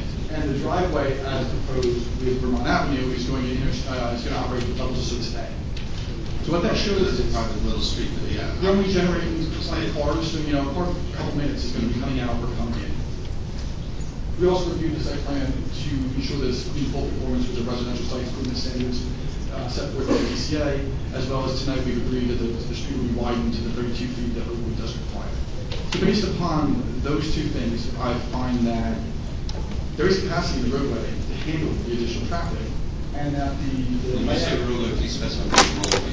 all the roadways that we studied, both Vermont Avenue and Chestnut Avenue, have sufficient capacity to handle the additional traffic. According to your study, Chestnut has sufficient capacity? It does. On top and on the bottom? That's correct. By 9 and by New Hampshire? So we didn't track the vehicles any further than that close to that adjacent intersection, because as you hit Chestnut, they're going to dissipate in both directions, and then you're really going to have nominal impacts as they get further out into the roadway network. We're really concerned with the adjacent intersection as well as the new proposed roadway intersection. So based on that, I think that the one access point as proposed will operate safely and efficiently. Any more cars are we adding to the Chestnut? From the total amount of units? Remember, there is what? Remember, there is a basement apartment and a main residential unit. That's correct. So Ocean County Actually, more. Ocean County has developed rates specific for Lakewood to utilize in conditions like this, which is insane home, right? And so that's how many And so the intersection of Chestnut and Vermont is looking to see an increase of 15 vehicles in the morning, and in the evening, 7 to 20 vehicles. How many vehicles total is all traffic coming in? So during the peak hours, which is what we analyze. How many vehicles total on this whole project? I have 20 units. Yes. Times 4 vehicles. Correct. There are possibly 4 vehicles. However, not everyone goes and returns at the same time. I understand that. So you're using your calculation based on 80 vehicles in that development, right? Mm-hmm. And then not everyone comes and goes at the same time.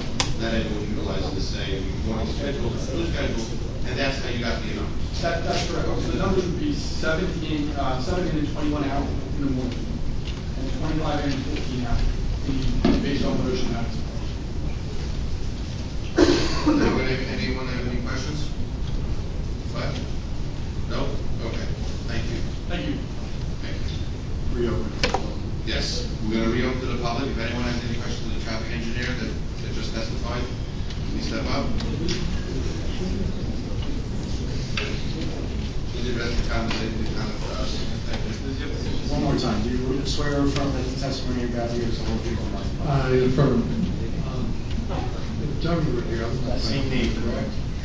Still the same name and still at the same address. His wife can throw like this. Yeah, right.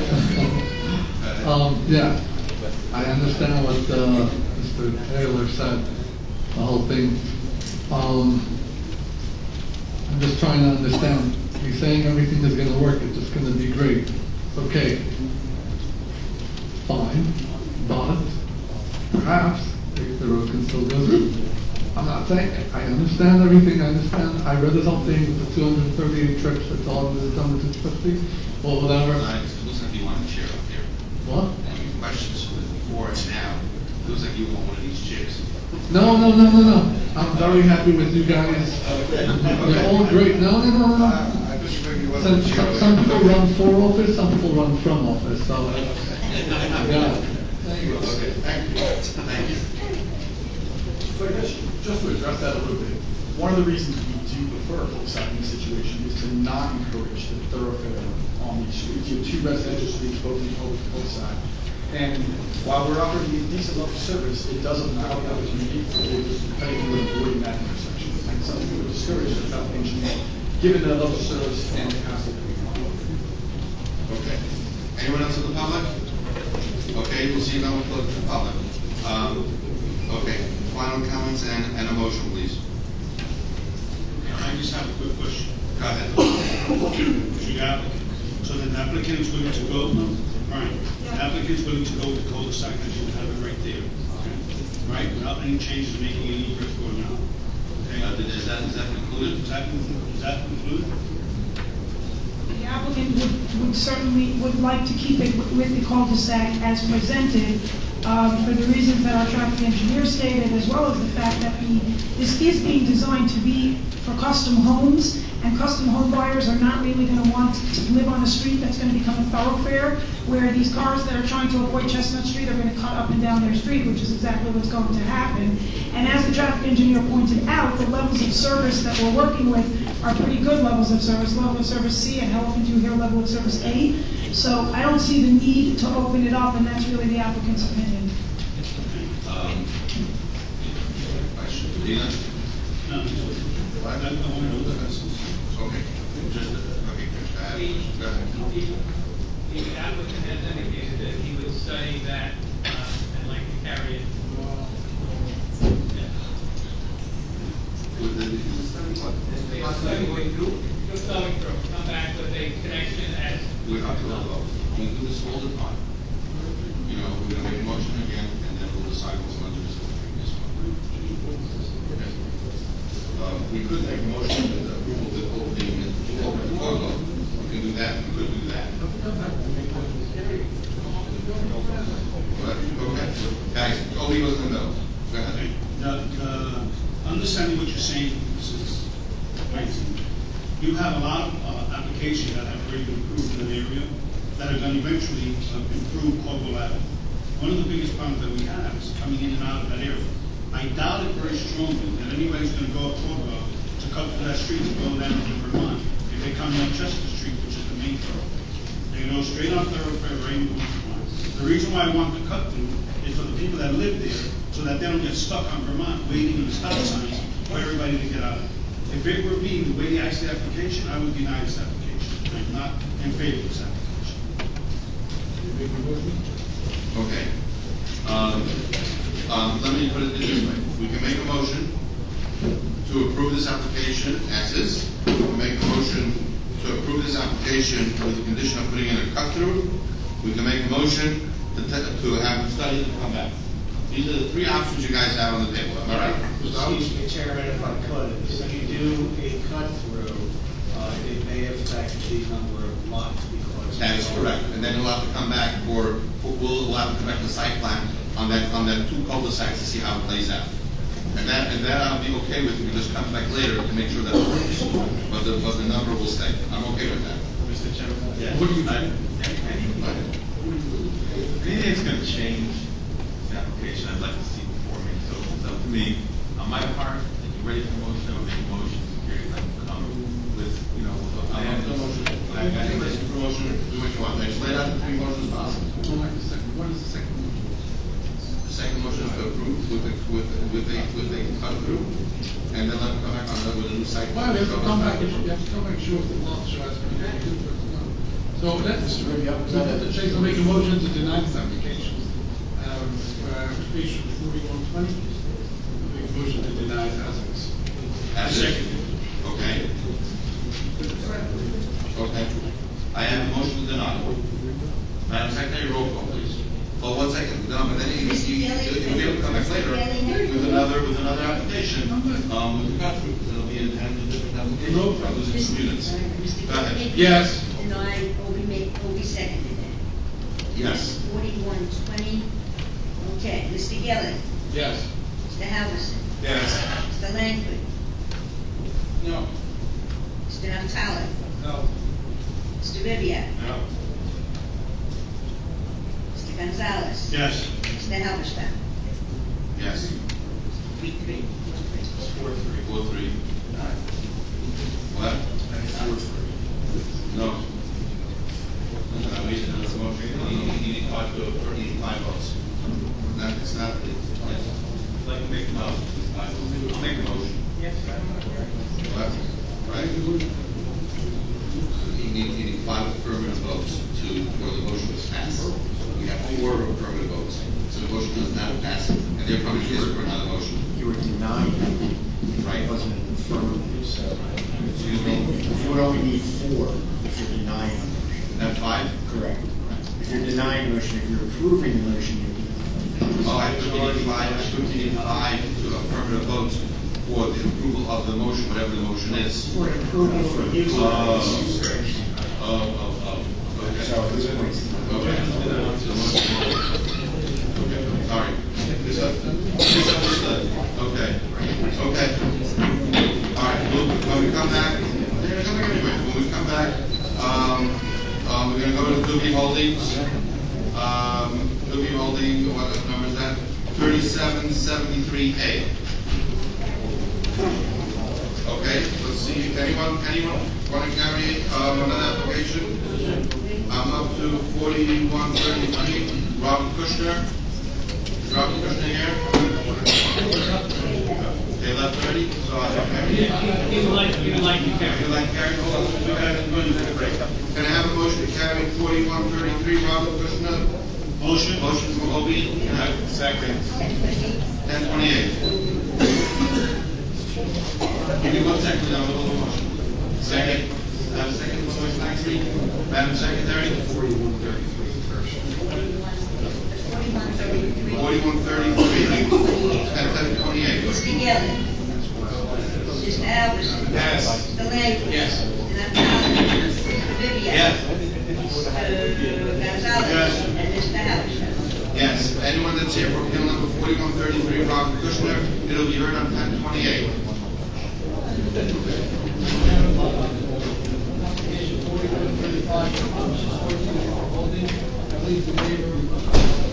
Which one? Yes. Neighbor here. Now, the next meeting, we can carry it over,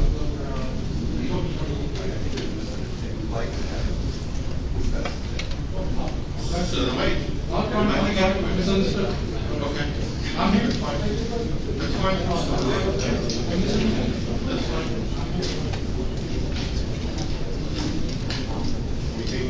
Yes, 5-minute break.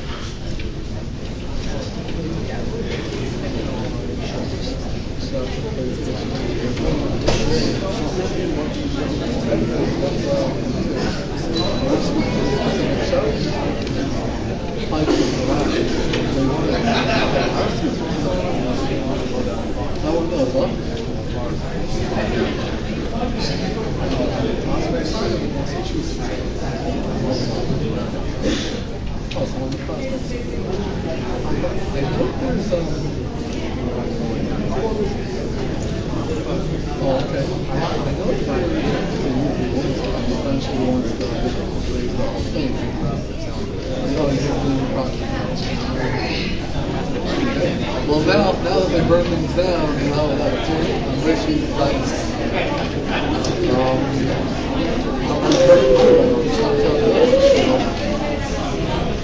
someone has, like, someone up there, if you ask, is like, you don't think my score, or why you I read the bid of my application in my house 7 years ago. Someone spoke to my house before I even moved to town. So I'm just doing it for the next guy, you know? You know what I mean? You know, what? Taking it better. Sometimes you can't fight the whole thing. So you have to just see what can we make a little better. You know what I mean? You know, if it's about to get approved, like make some room for the bus or something, you know, it's something better.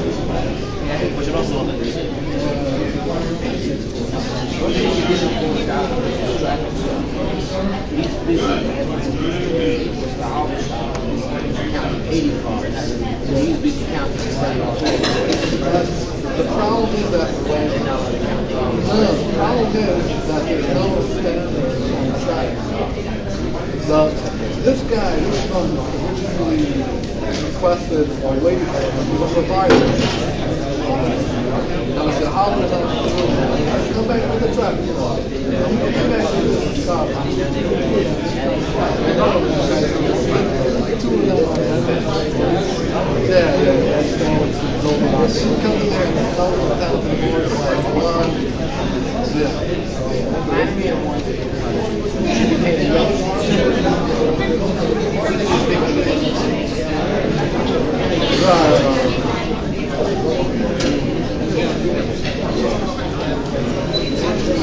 Sometimes she's actually like sometimes the real person does closing for the house, and sometimes she doesn't. Some of the guys, in fact, the guy that had a plan of looking at it up and said, I was informed 20 minutes ago that he's speaking. But this guy, this last guy, had literally put 12 minutes, right? I emailed why this guy so when we said help me, why not? Why no? I won't sit there for something like that.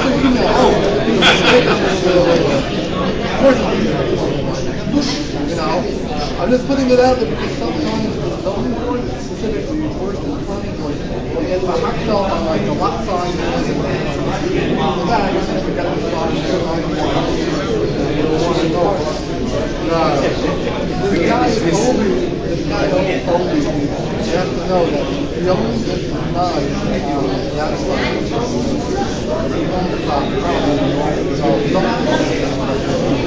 on the other side, the other side of the road, and he says that he drives all around the station, and all around the station really counts.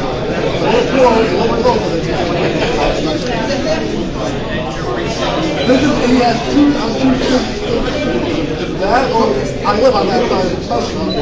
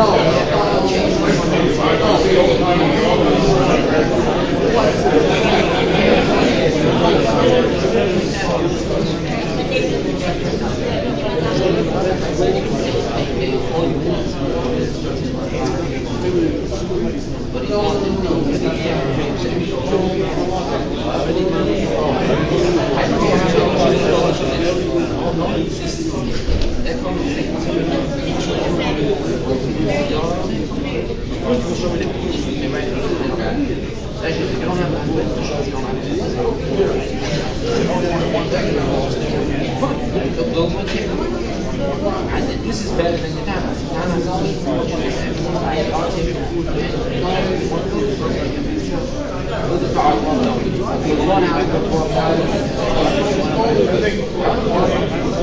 think the car building's faster. They won't build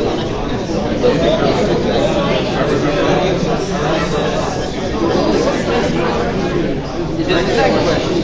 The big question is, who's the Baba boss? Who's the Baba boss? It's associated with the Baba boss. Who's the Baba boss? Okay, association. Okay, who's on the association? Who voted you in? How'd you get it? If you really want. Where'd you go? Show me your talent. Show me your official balance. If you really want.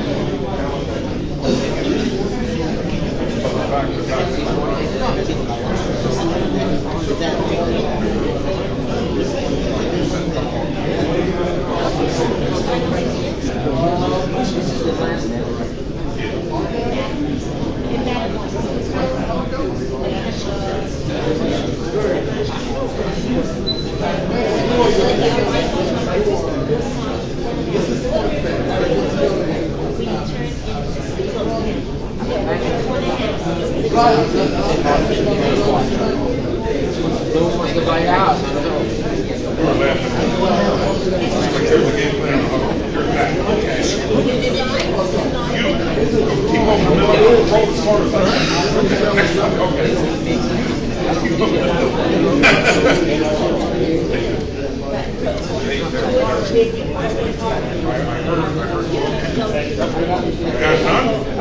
There you go.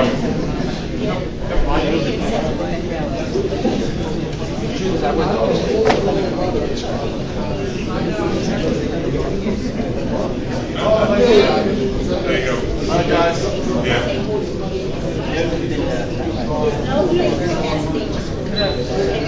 I've heard a lot of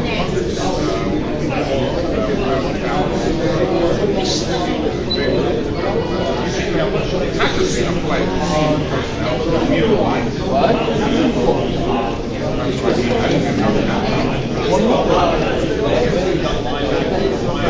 Oh, that's it.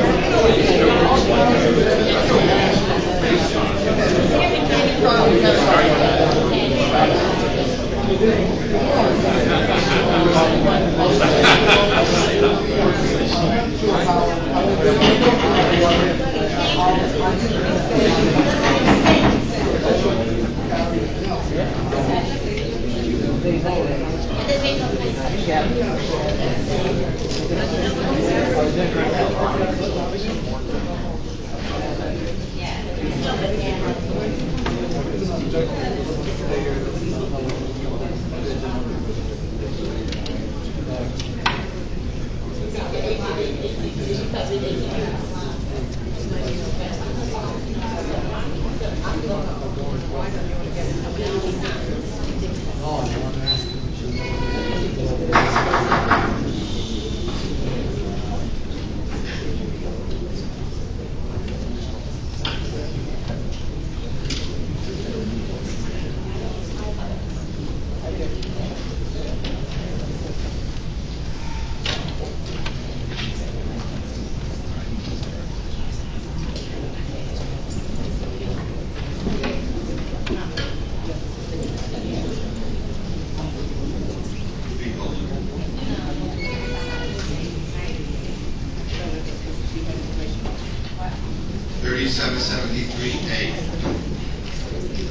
Ocean Avenue Road Away, lot 548, lot 78, 80.75 and 79, RM zone, what townhomes?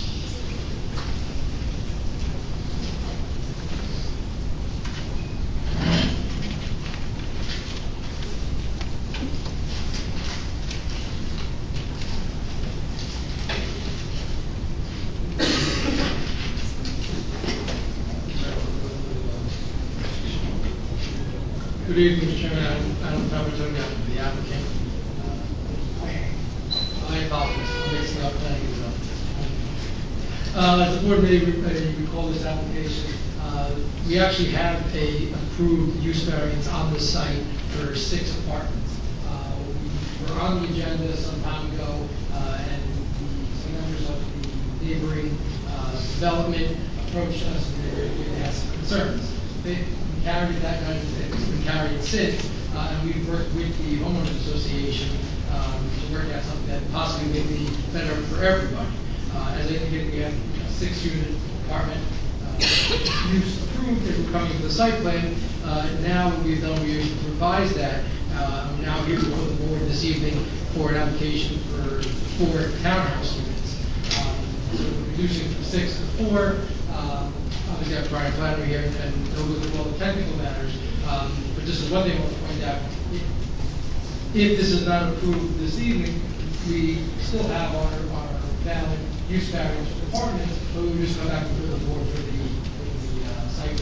We do think this is a better application for everybody, and we'll put on the testimony at this time.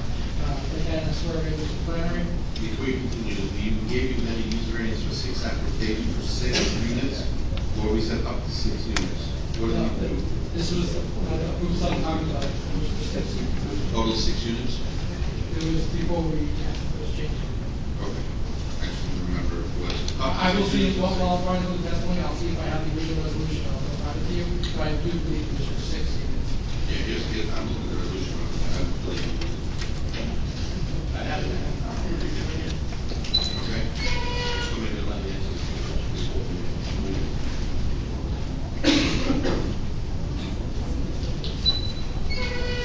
Okay. Do you swear or affirm in the testimony you're about to provide is the whole truth? I do. Brian Flannery, Jackson, New Jersey, licensed professional engineer, professional planner. I have 4 exhibits here this evening. A1 is an aerial showing where the subject property is. I think the board is all familiar with it. We're located northeasterly of Lake Shenandoah in the area that's been developed predominantly with townhouses. The A2 is just a copy of the tax map that shows we're in the RM zone. Originally, when it was developed, when the development started, it was in a special planning district, and it developed into the townhouses, and now it's zoned as RM. A3 is a copy of the plan that we're here for this evening, and it's a bifurcated application. We're just asking for the use. As Adam indicated, we came in with a plan in accordance with our approved use variance, and there were members of the adjoining homeowner association who said that they felt there would be an adverse impact of having parking spaces pulling out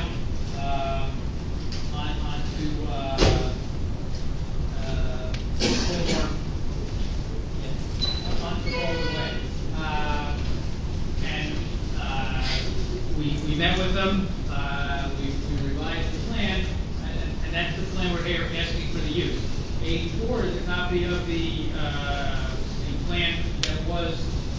approved. And really, basically, the application is, if the board feels, as we do, that A3 fits in better with the neighborhood than A4, otherwise we'll just come back and process the A4 application. So, going through the report, as Terry indicates, we're Excuse me, before you go to the report, all you did was you turned the units around? Well, we went from 6 apartments to 4 townhouses.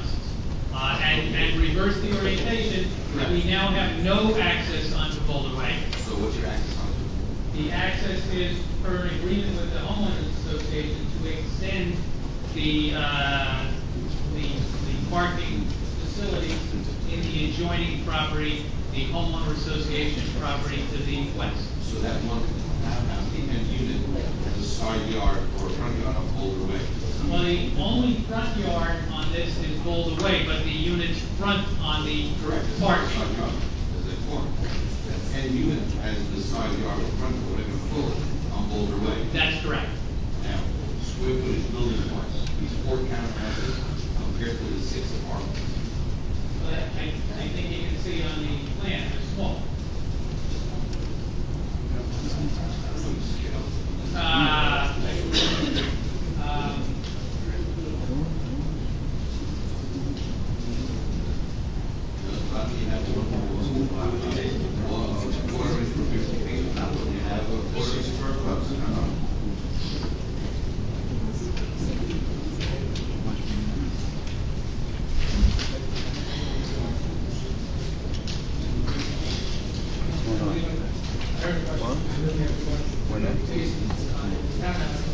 The applicant would agree, there will be fees, and we would agree to our resolution that they're not correct. We would have to agree, internal, fees, and they would not be correct. So at least 54 units.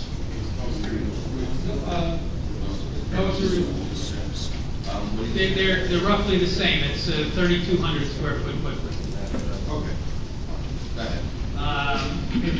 And we now need a use variance to do this because we got a use variance for the 6 apartments.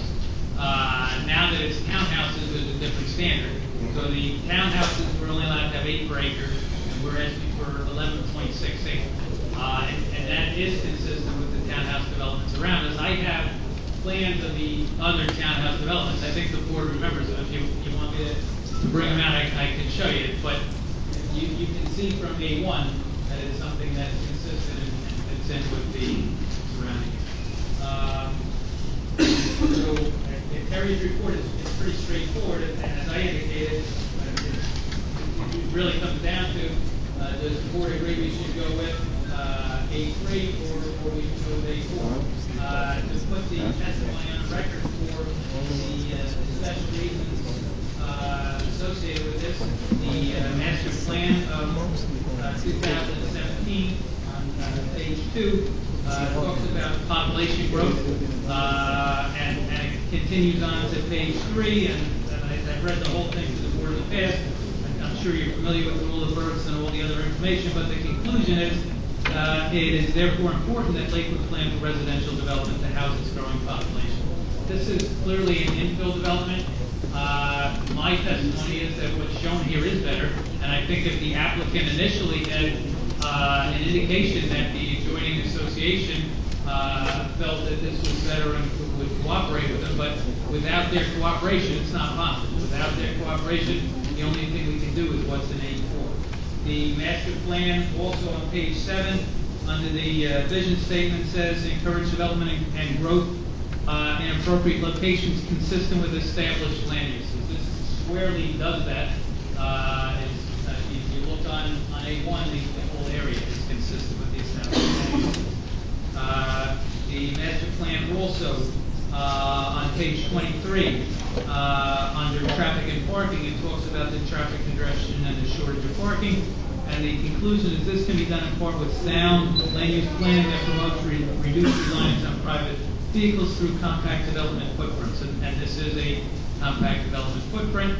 On the same page, under infill development, It indicates infill development should be promoted because it serves to minimize the community's development footprint and therefore conserve finite land resources and reduce traffic congestion. So my testimony is this clearly does what's specified in the master plan. The municipal land use law, NJAC 40:55D2, under the purpose of the act, is to encourage municipal action to guide the appropriate use or development of all lands in the state in a manner which will promote public health, safety, morals, and general welfare. And it's my testimony that this does that. It says provide adequate light, air, and open space, and you can see that we have the same light, air, and open space that all of the surrounding properties have. E is to promote the establishment of appropriate population densities and concentrations that will contribute to the well-being of citizens, neighborhoods, communities, and regions, and preservation of the environment. And although we're exceeding the density provided in the ordinance, we're a density that's less than the surrounding ones. And really the reason for that is you're looking at a 20-foot by 40-foot townhouse. You're looking at smaller townhouses. We all know the typical townhouses that are done in RM, where it's 3,000, 4,000 square foot units. These are smaller units consistent with the area. So what we need to show on this is that there's special reasons for this. And the special reason is the property is uniquely situated. It meets the objectives of the master plan and the municipal land use. It's my testimony that this is an appropriate use for it. We would certainly agree to all the typical zoning board requirements with respect to the architectural upgrades and the landscaping and irrigation and all the other things that will make it a better project. In addition to the use variance that we're asking for, we're also asking for bulk variances for front yard setback. We have 19.4 feet from our building to the property line.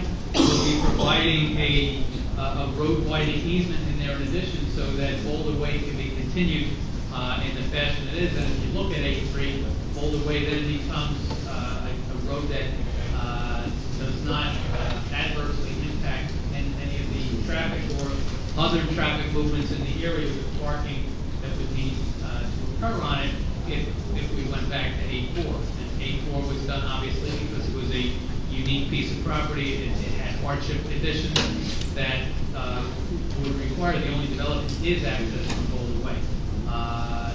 Now with the agreement with the neighbors, it's a better design that fits in with the character of the neighborhood. Also a rear yard setback. The rear yard is actually the most westerly unit, the left-hand wall of that most westerly unit is a rear setback because the front is all the way, the rear is that other one.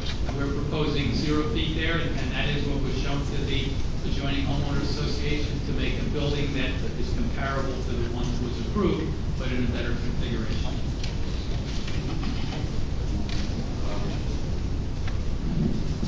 This one, 84, has 6 townhouses, how many bedrooms? It had 6 apartments. 6 apartments, how many bedrooms?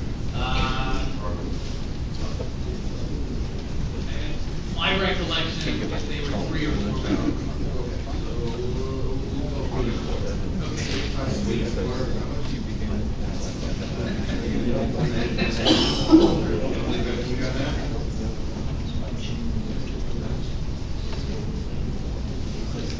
These are 3 or 4, so it's Small. yes, yes. So basically same. Yes, same number of Same number of bedrooms. Less bad. That's what I'm trying to get to. Yes. I just want to make sure that we have Yes. less families, right? Yes.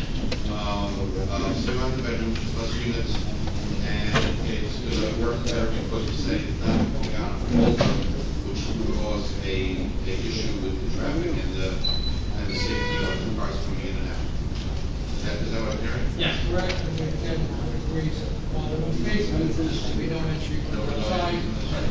So it's the same 4 3-bedroom houses facing the parking lot. The parking lot is not a through traffic way. I see it. It is not through traffic. The trash dumpster that was located on the association's property was moved to this applicant. And the homeowners association. has all this additional traffic that goes through their development to go out on Ocean Avenue. Yes. Because they keep on a Walter, or around that on Walter, because 4 times, I would say, 2 cars.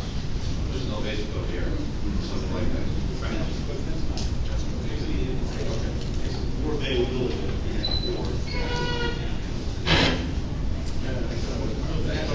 Okay.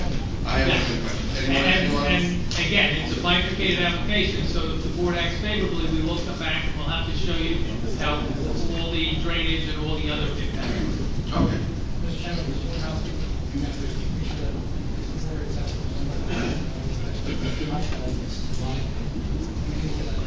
I can't rule on that today, because then I'm gonna have a problem with 20 years worth of stuff. So I'm gonna refrain from, ruling on that. I think the board accepts. Okay. That's a long way of saying he accepts my. Okay, we'll open to the public. Anyone in the public want to be heard, please step up. Not all at once. Take your number. Remember, you have 4 minutes. Do you swear or affirm that the testimony you're about to provide is the whole truth and nothing but the truth? State your name for the record and spell your last. Eli Sturmo, S-T-E-R-N-V-U-C-H. B-U-C-H. E-R-N-V-U-C-H. And your address? 6 Rivka Lane, Lakewood, New Jersey. Agree with this, and correlation with this project?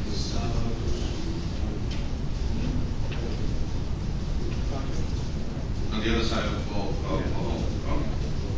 First of all, let me ask, they say they have a use variance, this one of the here. you just speak to the back, you can't get it. For use variance they have, does that mean that when they come with the site plan, it's a shoe-in and it's approved right away, or,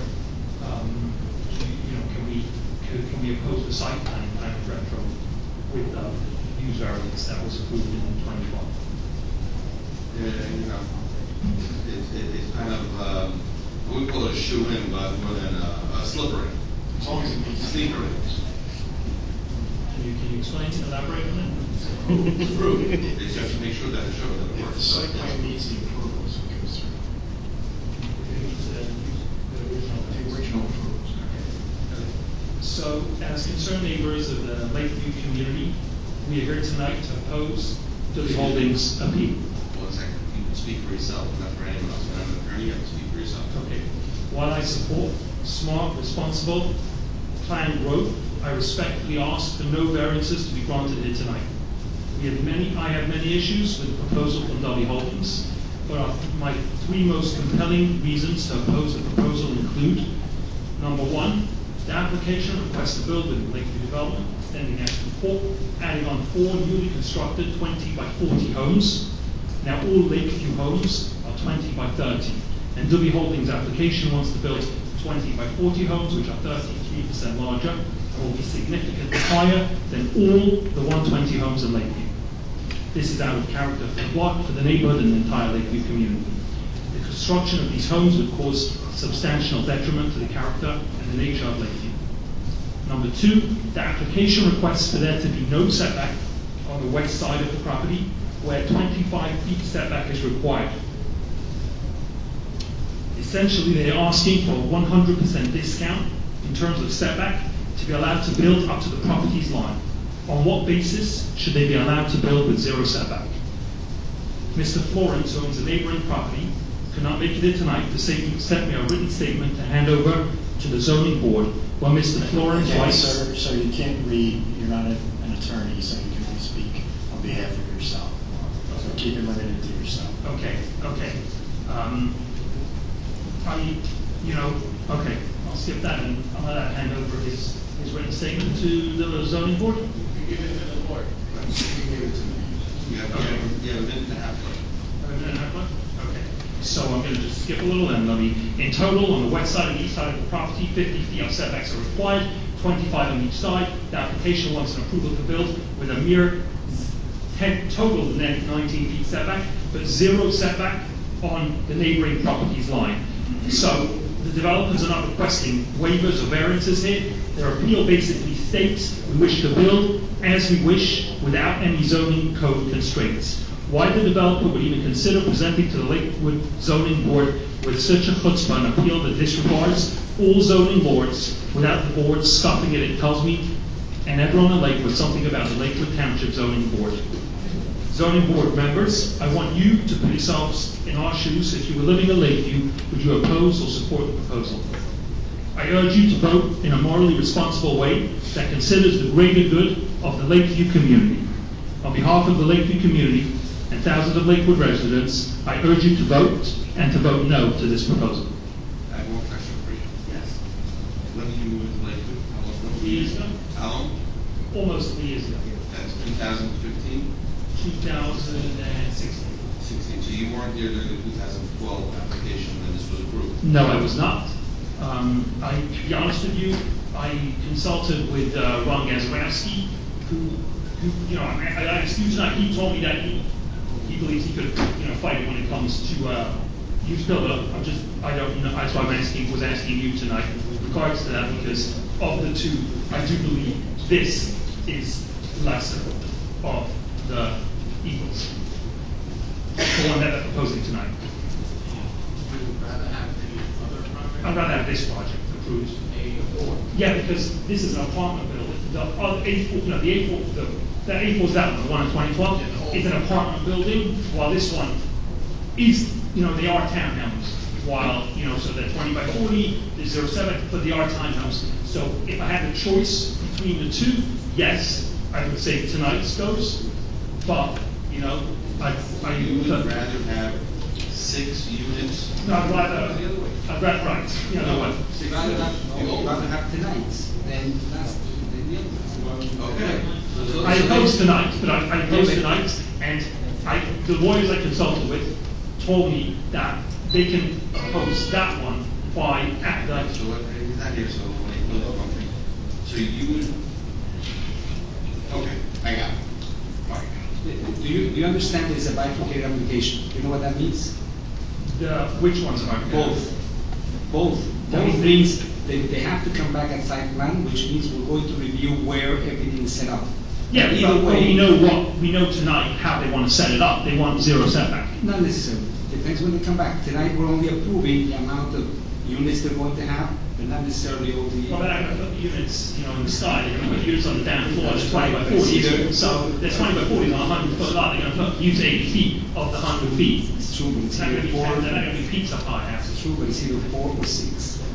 I'm sorry. If it was for Pizza Plus, that is perfectly fine. The best pizza.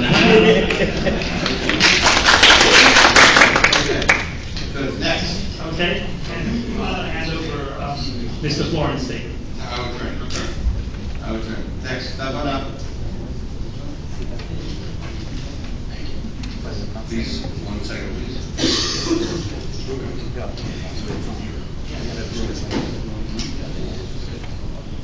Can you raise your right hand for me? Do you swear or affirm that the testimony you're about to provide is the whole truth and nothing but the truth? I affirm. State your name and spell your last for record. Eliezer Moses. The last name is Mozes. 26 Aspen Court. And where is that for this project?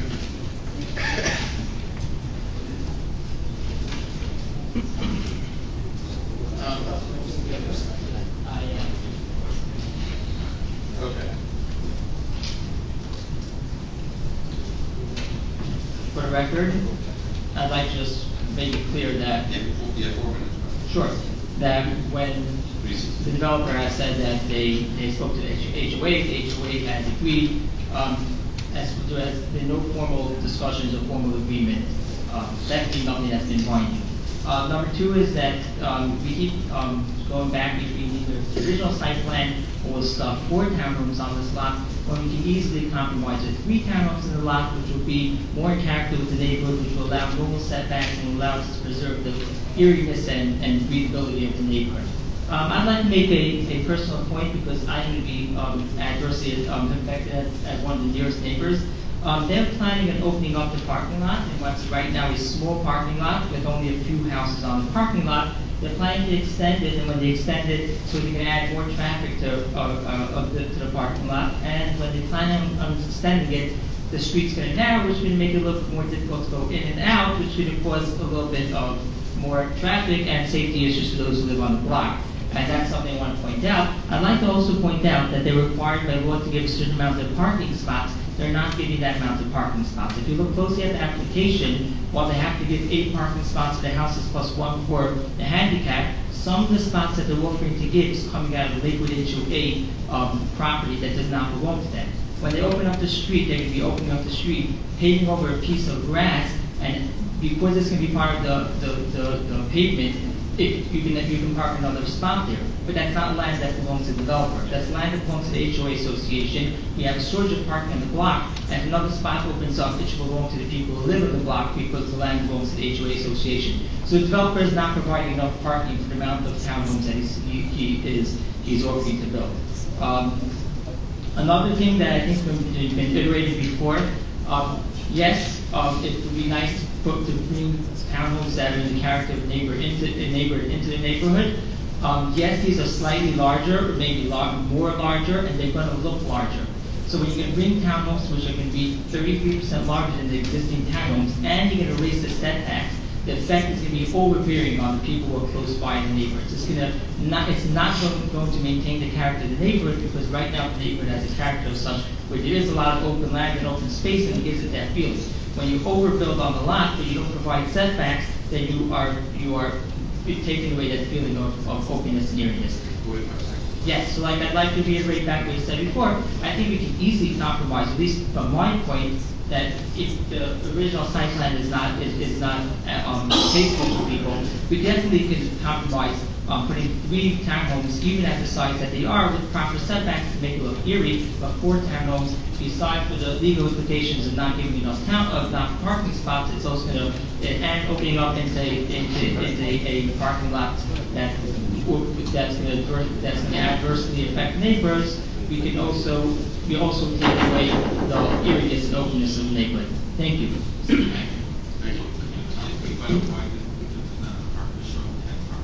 Yes, because there's a piece of land right now that belongs to the HOA, it's HOA property, that's in the parking lot.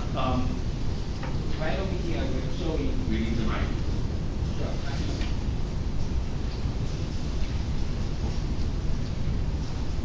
This last 2 plots over here, right now, are HOA property. Right now, it's a piece of grass that's over there. If they extend the road, they'll pave it over. Once it's paved over, you can park cars there. But that piece of land does not belong to the developer, so he's not actually providing the amount of parking that he's supposed to be. How is he getting that thing? How is he getting He's not getting it. It's not going to belong to him. It's going to be as if it's off street, as if it's street parking. Not street parking. This would be HOA parking. Will probably, if the HOA would go right now and pay over the piece of land, which they have the right to do, that parking will be visitor parking for the people on the block right now. And how many parking would they have without those 2? Without those 2, they will be left down to, I think, 7 spots, including the handicap. But Why do they need a handicap? by law, they have to provide a handicap spot. For townhouse? If it's there, then you bet they have to do it. That's right. Okay. You're in Lakeview, I'm assuming. On Lakeview, I'm on the block that's going to be open. And all the members that are sitting with you are on Old Lakeview? They're all Lakeview, which is the first thing they said, that there was never any, at least there was no agreement between the HOA and. There is no agreement? There was no agreement with the HOA. There was discussion the last time that this meeting has been adjourned a few times, but the original time was discussion between singular members of the Lakewood development, but they did not represent the HOA. They were not appointed to represent anyone. There was discussion, so I would not go ahead so far as to say that there was an agreement. Is there any HOA members here tonight? Well, let's ask a different question. Does the developer have any written agreement that states his clause on behalf of the HOA? I see Mr. Pfeiffer here with comment. Do we have an HOA agreement or don't we? One second. Excuse me, I'll just say one point. The HOA joined in the application and signed an affidavit of ownership to make this application this evening. We have been working diligently with the association. I want to point out, the association is just under 100 houses. It's about 90 units. We have worked with them. They were in agreement with our application, and they signed the application to give to the board as lands are being used for this application. So for 4 or 5 members to show up here and say, we have, we don't have an agreement in terms of every point, because it's a bifurcated application. My client, they said that the responsible we gave before this board, that we were, we wouldn't have spent the money on engineering, legal fees and whatnot. The other full board is wasting time. The association is fully aware of this. We understand that they, not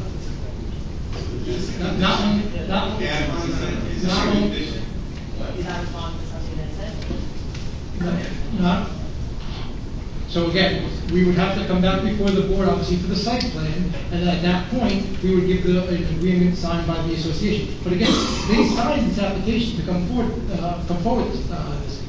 If we didn't have this, this is provided to Fran, this is the affidavit of ownership that's required. So what you're saying is that this application was jointly filed together with the HOA? Yes, we could not be heard this evening. Correct, the applicant is the that the association has to sign as the owner of the property.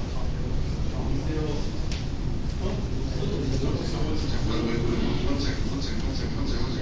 Because what I'm looking for is some sort of an agreement with the HOA, and therefore, if the HOA has here an application signed, a submission application, then the Lakewood Township Board of Adjustment, right? I don't have the document in front of me. Okay, I want to show it in a second.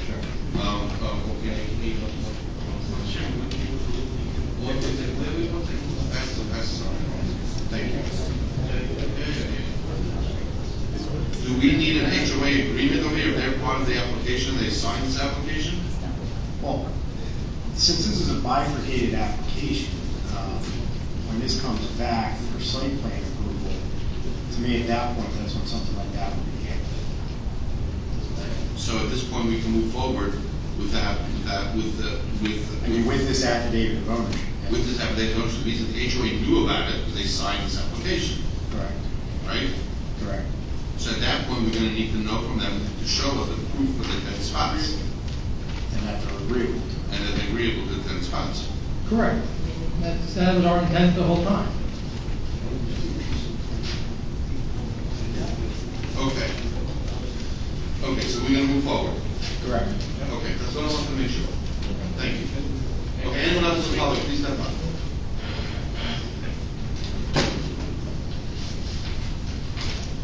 Raise your hand. Do you swear or affirm that the testimony you're about to provide is the whole truth and nothing but the truth? State your name for the record and spell your last. Name is Benzie Fink, last name spelled F-I-N-K, address is 84 Ashby Court. What's your name? Benzie Fink. Fink, F-I-N-K. 84 Ashby Court. Right across the street. And block 100% development. I'm a member of the association. When this case came up a few months ago, this was a discussion outside between a former board member, who at the time, in between then and now is when we had a new board elected. This was a chart that was arranged outside as a compromise. This is a compromise that was arranged outside. It's based on the fact that bylaws state that the developer reserves the absolute unrestricted right to add additional homes, lots, and or common properties. That's why he had the right to add on the parking. This was a compromise that we felt was better. Instead of putting an apartment building, a 6-unit building, or a duplex there, we could have something that we considered part of the association was the best. This is what we felt was the best then, and apparently some neighbors opposed, but You're a pro. I believe this was a compromise, and that's what we go Okay. as far as the association. Okay. Anyone else? Please step up.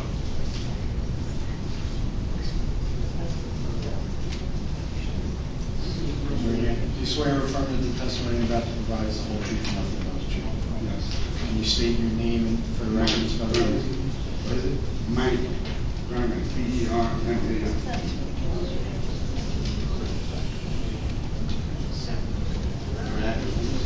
What? B-E-R-M-A-N. Mike. M-I-K.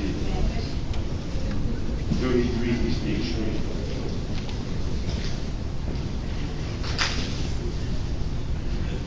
as you noticed, and I gave an answer, I did not give an answering point, because legally, my wife owns the house, and my driver's license yet. So, but I am on the board of the HOA in Lakeview, and I would like to say what happened from my end. Originally, we presented the old application, and we felt we had the opportunity to write it. It seems that when we so confused about exactly what's happening with the old applications, we just addressed the current application. But the original application is unacceptable, as it's a tremendous traffic hazard with parking spots backing off into the main thoroughfare of the development. So therefore, Mr. Stedner has proposed the current application, which we're not, many members of the development are not happy with. We were told that, as per the bylaws, he has the right to add property to the development, to the HOA. And you can do that at any time. And they asked us to sign an affidavit stating to that, testifying to that fact, that he actually gave over certain properties, and that certain properties belong to us. And as a goodwill gesture, he would make a donation to the shul for setting up. And that's what all being said. I have an email here from Mr. Frank stating to us, we don't own any legal rights. As per section 2.2 in bylaws, the developer has the right to add to the HOA property. Sir, is it email to you? Excuse me. Who's this email from? Mr. Frank. To who? To me. To the entire board. To the board member. Yes. And what is Mr. Fink's position at the board? He is the fellow board member. He is a board member? Yes. That is correct. Currently? Yes. Together with you or you're? Together with me. Together with you? Yes. He votes in the same way? Yes. Who is Moshe Butler? What? Who is Moshe Butler? Robert. I think he's Redmond Development. He's Redmond Development, the association that we hire. Management company, sorry. And he has the right to sign on behalf of the HOA? I believe the board gave him the right. Okay? Now that's what the email was, authorizing him to do so. Okay. So Mr. Fink has sent Mr. Rapper, I'm assuming that he sent Mr. Rapper this affidavit, and then he sent out his email to the board requesting that we all approve Mr. Rapper to sign the affidavit. Okay. So I'm reading the email that Mr. Fink sent to the board. We do not own any legal rights as per section 2.2 in the bylaws. The developer has the right to add onto the HOA property. Guys, I can't keep on asking to be quiet. So if you like, please leave, schmooze as much as you want, and when you're ready, come back here. As per section 2.2 in the bylaws, the developer has the right to add onto the HOA property. He is giving $10,000 as a goodwill gesture to the shul. The affidavit states that we are the owner of the plot and lot adjoining the property. That is the extent of the email. So that is what the board signed on. We signed on to agree to the statement of fact that we own those properties that he requested to the development.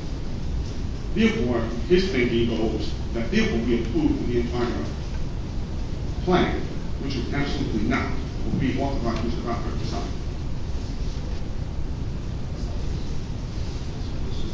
So I believe that all that Were you on the board in 2012 when the 6th unit was approved? I was not on the board, no, I just joined the board as of, I believe, Did you live in the neighborhood in 2012? no.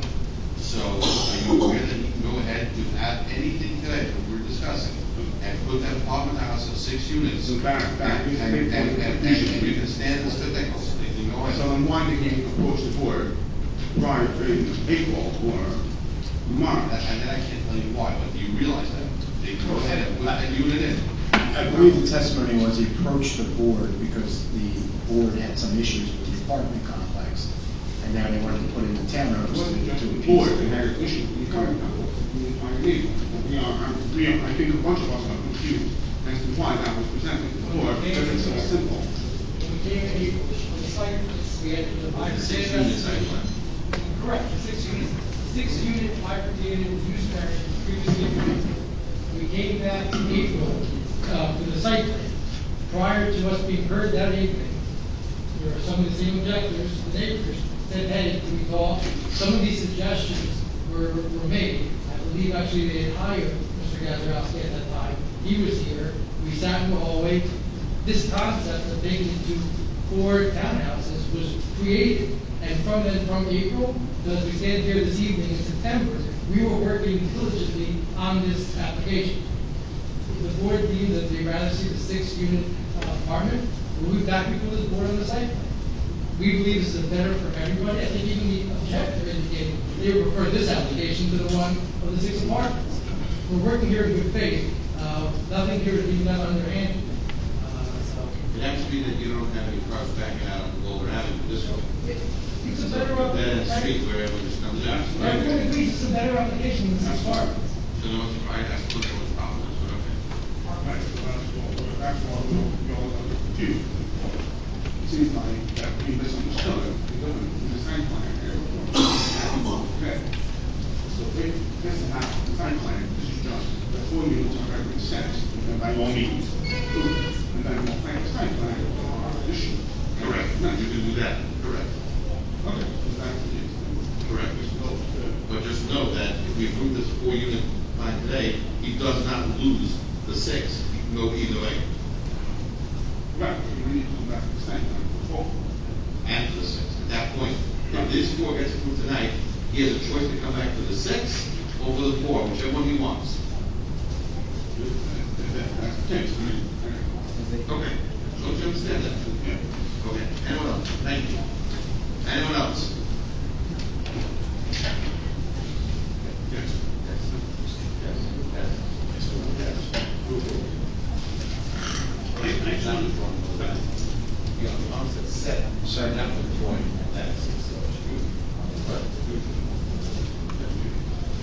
Go ahead. Raise your right hand. Raise your right hand. Do you swear or affirm that the testimony about to provide is the whole truth and nothing but the truth? State your name for the record, spell your last. I am Lakewood.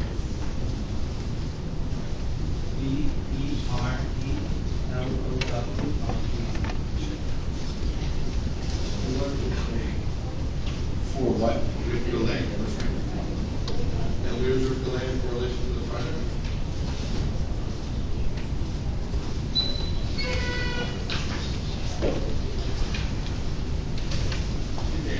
Probably in the back. We'll take it. That on the map. We'll live with it. Go ahead.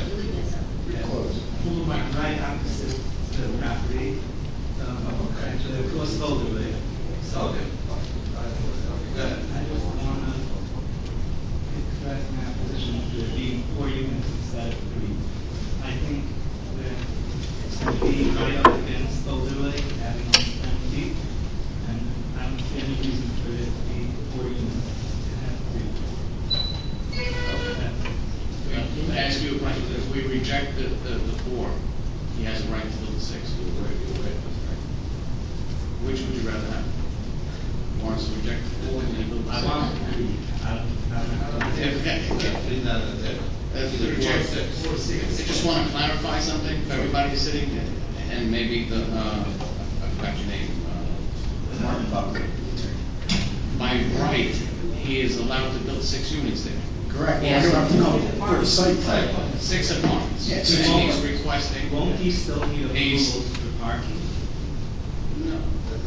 He has a right to build, but he has to conform to the 6 units. Right now, he has a right to build 6 apartments.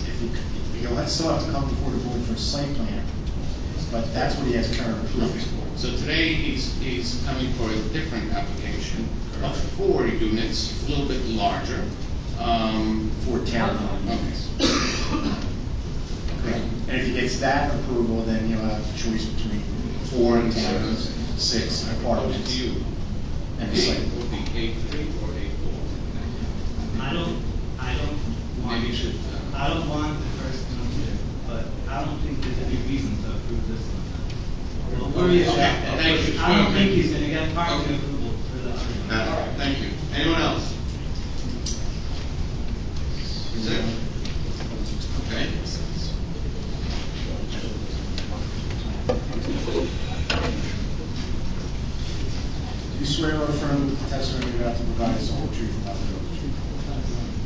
Can you state your name for the record, spell your last and provide your address?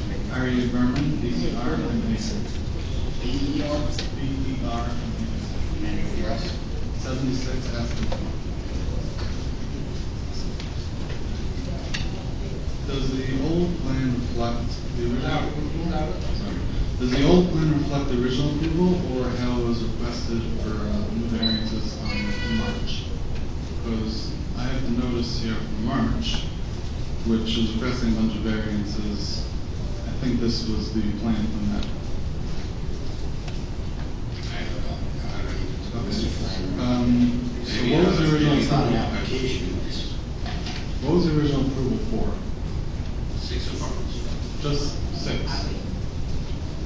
The sizes, setbacks, anything like that? It was just 6 units? The original approval was for 6 apartments, and you have to come back with site plan to show us how it fits and how it's going to work. So it's just 6 units, and then you actually figure out and show how that would. Show us how it's going to work. So it's quite possible that there would be that without variances, there would be no way to fit 6 units into the space. Well, you have to show us the 6 fit in before we get to approval. You didn't choose a 6-unit, 6-apartment approval without showing us that it does fit. But it just shows the perception of it without going into the site. Okay.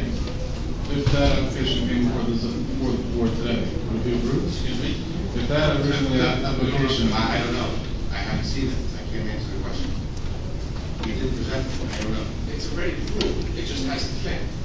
I mean, if he strikes once, twice, 3 times, he has to make it fit. On its fit.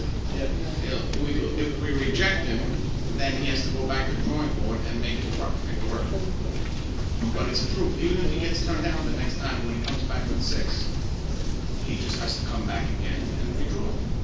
So he doesn't lose the approval, you understand? Yeah. Question is we do 4. I'm just saying. And I would also like to point out that I think that 4 is still going to be excessive. I think it's still going to be to take up too much room and to provide the setbacks are the lack of setbacks is going to be a detriment. I would prefer 4 or 6, but I think that 3 would be better. So we're compromising on that. The less the better. Okay. Thanks so much. Anyone else? No, you keep. How come Mr. Waddle gets 10 minutes, I get 4? Excuse me. Have a seat, thank you. Anyone else want to come up? Okay, seeing none. We'll close to the public. Adam, what do you with the HOA issue over here? Again, as you indicated, we have to work it out now. We thought we had an agreement, we signed the affidavit, we should hammer out the details. Once the board, if the board was going to agree, this is a better plan, we'd have to sit down and finalize the terms. At this point, I think everyone's in agreement. This is a better application, a better process. So I would propose it, the board is in favor, if they agree, if you guys agree as well, approve this one. We have to choose, obviously, we're not going to have both approvals in the end, we got to choose one or the other. Once, but we're not withdrawing our other site, our other use variance. If you approve both, we have to come back to the board. Once we get whatever approval we get later on in the site plan, as a condition of that approval, we'll withdraw the other use variance. I mean, 4 units is still better than 6. Yes, I'm considering a 6 families or 4 families. It's going to be less cars, it's a better application. I still find it humorous. Everyone's indicated this is a better plan. But yet they still want to keep right. They want not. There was a statement from one of the objectors indicating they like the open space. That's not a choice. This property is owned by somebody. There's a use variance on the property. We're working with everybody. We've been here for months dealing with this, carrying the application, trying to make everybody happy. We will continue to do that. At least we'll have guidance if the board also agrees that this is a better application. Adam, go to our applicant, 6. If we put 6, we'll go forward with the other building. I'm just saying. This is a better. We'd be okay with 6. They seem like they want to. Yeah, they're trying to work with that, but they thought, again, like I said, we've been trying to work and we gave up 2 units. We were here. We just were being patient, and then we got outside and hammered out a new proposal. we thought everyone was on board. It's a little bit of a shock that we're having this lengthy conversation. Go ahead, Obi. I just have one quick question, Adam, okay? The application here, okay, and I'm reading to you, says if this application is approved, the existing filed site plan application 37738 will be withdrawn. Similarly, youth variance approval 3773 would be vacated as well. So, I want to just clarify, if we were to approve the 4 units, then the 6 units go away. That's what I'm saying here. If the site plan is approved. Site plan. Right now, if we approve this 4-unit, bifurcated application, both of them are going to be out. The 4-unit and the 6-unit, I can't go both. Right. Come back before the board, if we get an agreement, I guess, with the association, we come back to the 4-unit, or the 6-unit, whichever one it is, that gets approved, we will then withdraw the other. 6, okay. We're not going to vote, right, so as of now, if the board approves it, there will be 2 approvals on this property, we'll have to decide, and I'll decide when we get the site plan. Okay, for the site. Mr. Chairman, one question before we make a motion. Yes, I wasn't, I didn't approve, or I wasn't here the night of the first application. We never got hurt. It's irrelevant. We never came. No, to it was Six. 6. It's irrelevant. It's irrelevant. It's a new application. Yeah. Okay. Okay. Can I have a motion? One way or the other?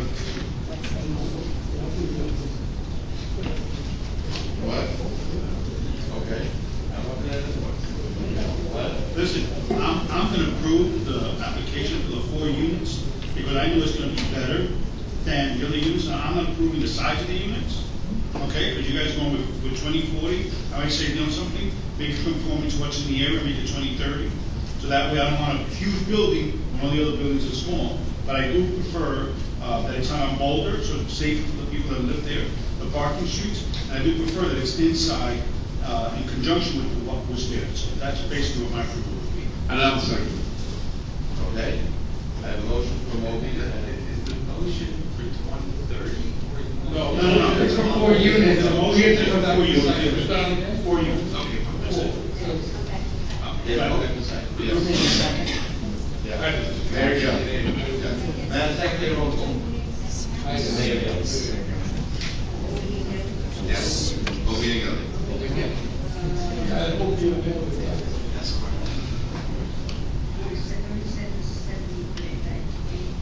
Yes. Louis Holden. Mr. Gelli. Yes. Mr. Halverson. Yes. Mr. Lakewood. Abstain. Mr. Naftali. Yes. Mr. Ribbiad. Yes. Mr. Gonzalez. Yes. And Mr. Halverson. He abstains. Yes. Okay? Thank you.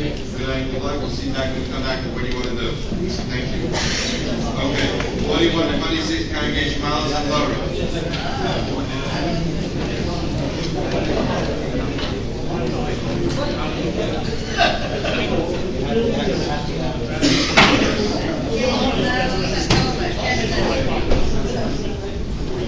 R20 zone, like 1159. Wait, somebody has something on this application? Which one? Please go to the microphone. Yeah, this is Jim. Go ahead, which one would you like to know? Go ahead, go ahead.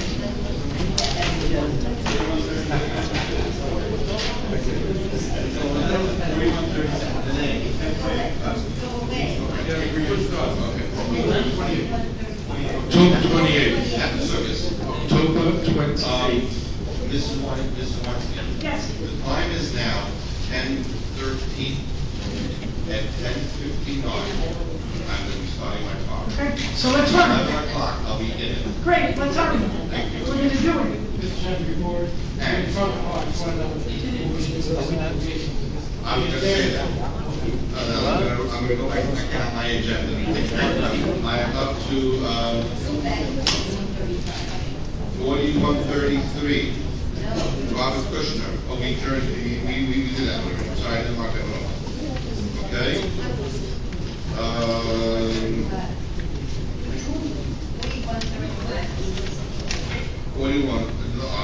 4135. I believe the objector stated that he wants to wait it out. I don't know if he has. Yes, oh. Yeah, I come out of town.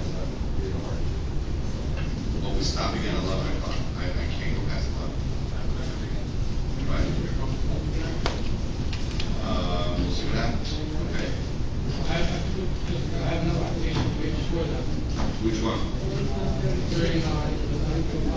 The name? Get the memo. The next one. You're at the podium. I'm just asking if you're, this is, I think this is going to be more than 45 minutes application.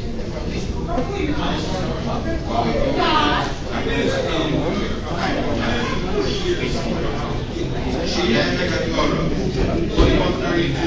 Does anyone have your Sheena Megatoro? You're looking at her. You wanna, I mean, I'm here, but I know that's not getting heard, obviously, so. is anyone in the public here for Sheena Megatoro? Nobody, so then wait, so stay. Okay, there's nobody in the public,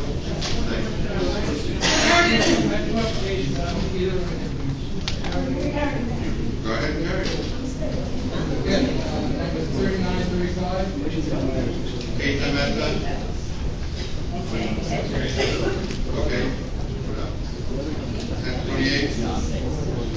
And again, 4135. Well, he's out of time, he wants to wait. I'm waiting, I'm sitting around and go with my whole application. My application, you're on my So, you. So I'm gonna wait 20 minutes, and I'm gonna ask, I'll go in 20 minutes. When I see what I have. Speak to the objective attorney. I've tried, I spoke to the other attorney. I spoke to, you Oh. give me the attorney's name.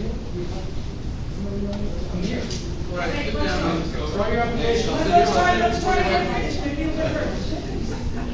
Yeah, he says an attorney. By the way, when we're out of town, are you?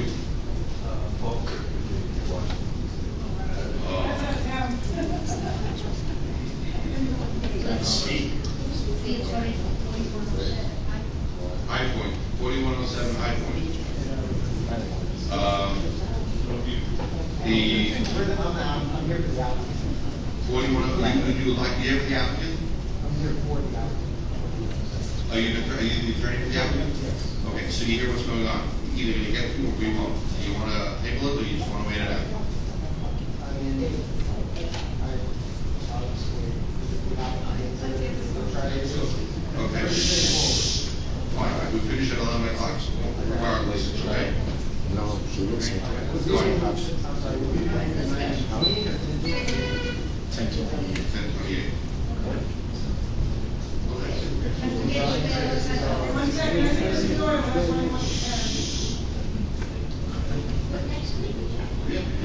Yeah, it's not his picture. Can we, if he wants to stay, we'll let him stay, we'll start the application.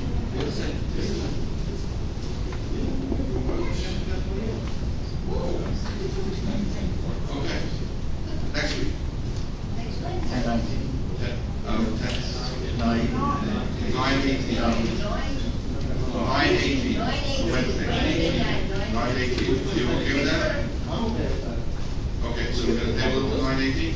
That's High Point. Okay, High Point. Okay, can I have a motion to table High Point, 4107 High Point, to 1018, 918? Motion from Mayor, second by Judah. Okay, all in favor? Aye. Anyone that's here from Pelham, 4107, that'll be heard on 918. Yes. 4128, Somerset LLC.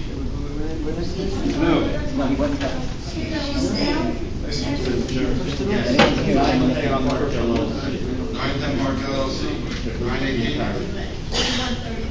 4131. Yes. 918. Next week. Okay, can I have a motion from, second? Adam, okay.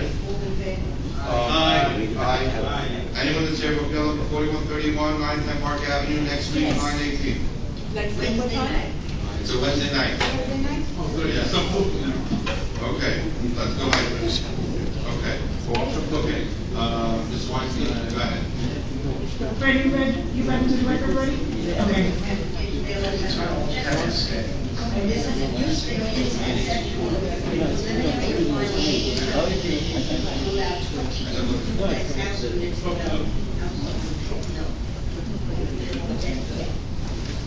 Mr. Chairman, we're ready? Yes, you are. Go Can we ahead. get this done quickly? Guys, Okay. Good evening, members, Miriam Weinstein on behalf of the applicant, Congregation Malos HaTorah Inc. So I know the board members hear the name of this applicant and you mumble under your breath, oh no, not this one again. But let me clarify what's going on here. Please do. There are really only a total of 2 applications for this applicant, I promise. There's one for 32 units, known as the Chestnut Gardens application. That has been fully approved. We're done with that one. And then you have this one, which is the extension of Golders Green Road and the Stanford Meadows project. It's not your imagination. This applicant has come before this board umpteen times for the same 2 projects. Really? Okay, that being said, why are we here this evening? We are here this evening for approval on a total of 22 duplex units, as Fran very nicely read out. 21 will have basement apartments, and 1 unit will contain a shul in the basement, and that unit will be deed restricted to only contain a shul in the basement as a requirement of the Lakewood Township Municipal Utilities Authority. Please understand that you already approved this very application under appeal number 4129. But 2 additional lots, lots 46 and 47, have been added to the plan, so there are a few more units. That means, are you even listening? Because I'm really trying to make this very clear. That means that the applicant has already received use variance approval on all lots other than lots 46 and 47. Use variance relief was granted based upon the fact that the master plan recommended rezoning this area to R10A, a zone that permits duplexes on lot sizes of 12,000 square feet. The master plan is premised upon road improvements being done. The road improvements along Chestnut Street have already commenced. The county has already allocated the funds for the traffic light to be installed at the corner of New Hampshire Avenue and Chestnut Street. I'm sure the board remembers all of this very clearly. That was the basis for you granting the use variance in the past. In addition to use variance relief, we are seeking preliminary and final, again, only for the 2 new lots. The rest already has use variance relief. You know this? You're not listening. My wife always tells me that. She went home. She was in the audience I just before. want to stop listening. No. Before we continue. Yes. Which final plot plan subdivision do you have? Am I looking? Okay.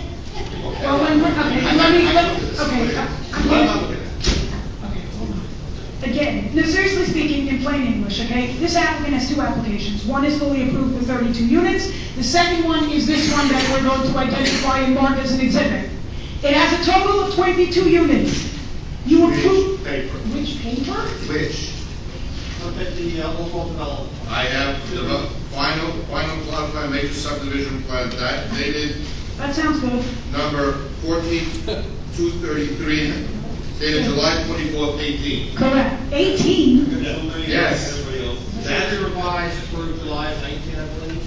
Thank you. Okay. That's what I want to make sure. No, I don't think that's garbage. It's not garbage? I doubt it. I have another one over here, July 24th, 2018. A lot of papers. A thick one. Look through the second sheet. And I can approach it first. Go ahead. No, he's not sworn. That's This is it? Okay. So I'm looking at this one. Okay. You're looking at that plan. Again, just to clarify, you already granted use variance approval. We added 2 lots, 46 and 47. We also had to, we're deed restricting a basement in one of the units to be used as a shul. You may or may not recall that there was an issue that the MUA would not permit parking in their easement area. Ring the bell, Mr. Chairman? Okay.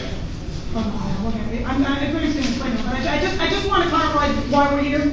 There were 2 issues. One, we added 2 lots. The second was that the MUA would not permit parking in an easement area. So we've eliminated the parking in the easement area. We've created a shul in the basement of one of the units, which also makes the neighboring projects very happy that now this project has its own shul. Now we don't have an issue with the parking. That's pretty much what changed here, and at this point I'm going to ask to have Graham McFarland sworn. Raise your hand. Do you swear or affirm that the testimony about to provide is the whole truth? I do. state your name, please. Sure, Graham McFarland, professional engineer, professional planner, here for this board, Does the board accept his qualifications? Thank you. Yes, referring to the two maps that I have mounted. A1 is an aerial map showing the subject property. This shows the property's location as an extension of Golders Green Road in the adjoining Stanford Hill development. This property is an infill piece of property located between the Stanford Hill townhouse job, the Andrews Corner apartment complex, see the bottom right of the aerial, and also the previously approved Chestnut Gardens, which would be down on the bottom of this area now, or adjacent to this application plan. A2, you can see, is a colored version of the cover sheet. The cover sheet is the same map that's included in the plan set, but this shows, in crosshatch blue, it shows the application that was previously approved, which received use variance and preliminary final major subdivision under appeals 3900 and 40, which was previously approved by this board. Right, so actually, I stand corrected. This application was approved twice in the past. I have highlighted color in pink the portion of lots that are being added to this application. So they are portions of lot 46 and 47. So that's why we're here tonight. We're here tonight to amend the application to include these portions of lot 46 and 47. When we do that, the result is the plan that is submitted with the application. This is the development that the chairman that just pointed out here. It's the second sheet in the plan set. I marked it as A3. That shows the layout of the project. That shows the 22 units that are proposed, 22 duplex housing units that are proposed. Shows the extension of Boulder Spring Road. Shows the detention basin being located at the end of the Hammerhead cul-de-sac. So all lot of the units will have lot number 7 and 8 of this map is the two new lots. All the way around, right? Lot 7 and 8. Yeah, lots 40, the new lots being added 46 and 47 are essentially up. Those two lots, lot 7 and lot 8. It's a little more than 7 and 8, but that's the portion, this is the portion of the project which is being added. Okay. Which has been added in the subject of the plans. There are several different building footprints associated, that's why you have a whole stack of architectural plans. You can provide an architectural plan for each of the proposed buildings. Okay, one more question. Lot 6 was there on the previous approval, on the opposite side of this street. Right here. Lot 6. Below this over, yes, that's staying. That's old, that's an older building. Lot 6, no, lot 6 was not part of what lot 6 you're referring to would be located right about in here.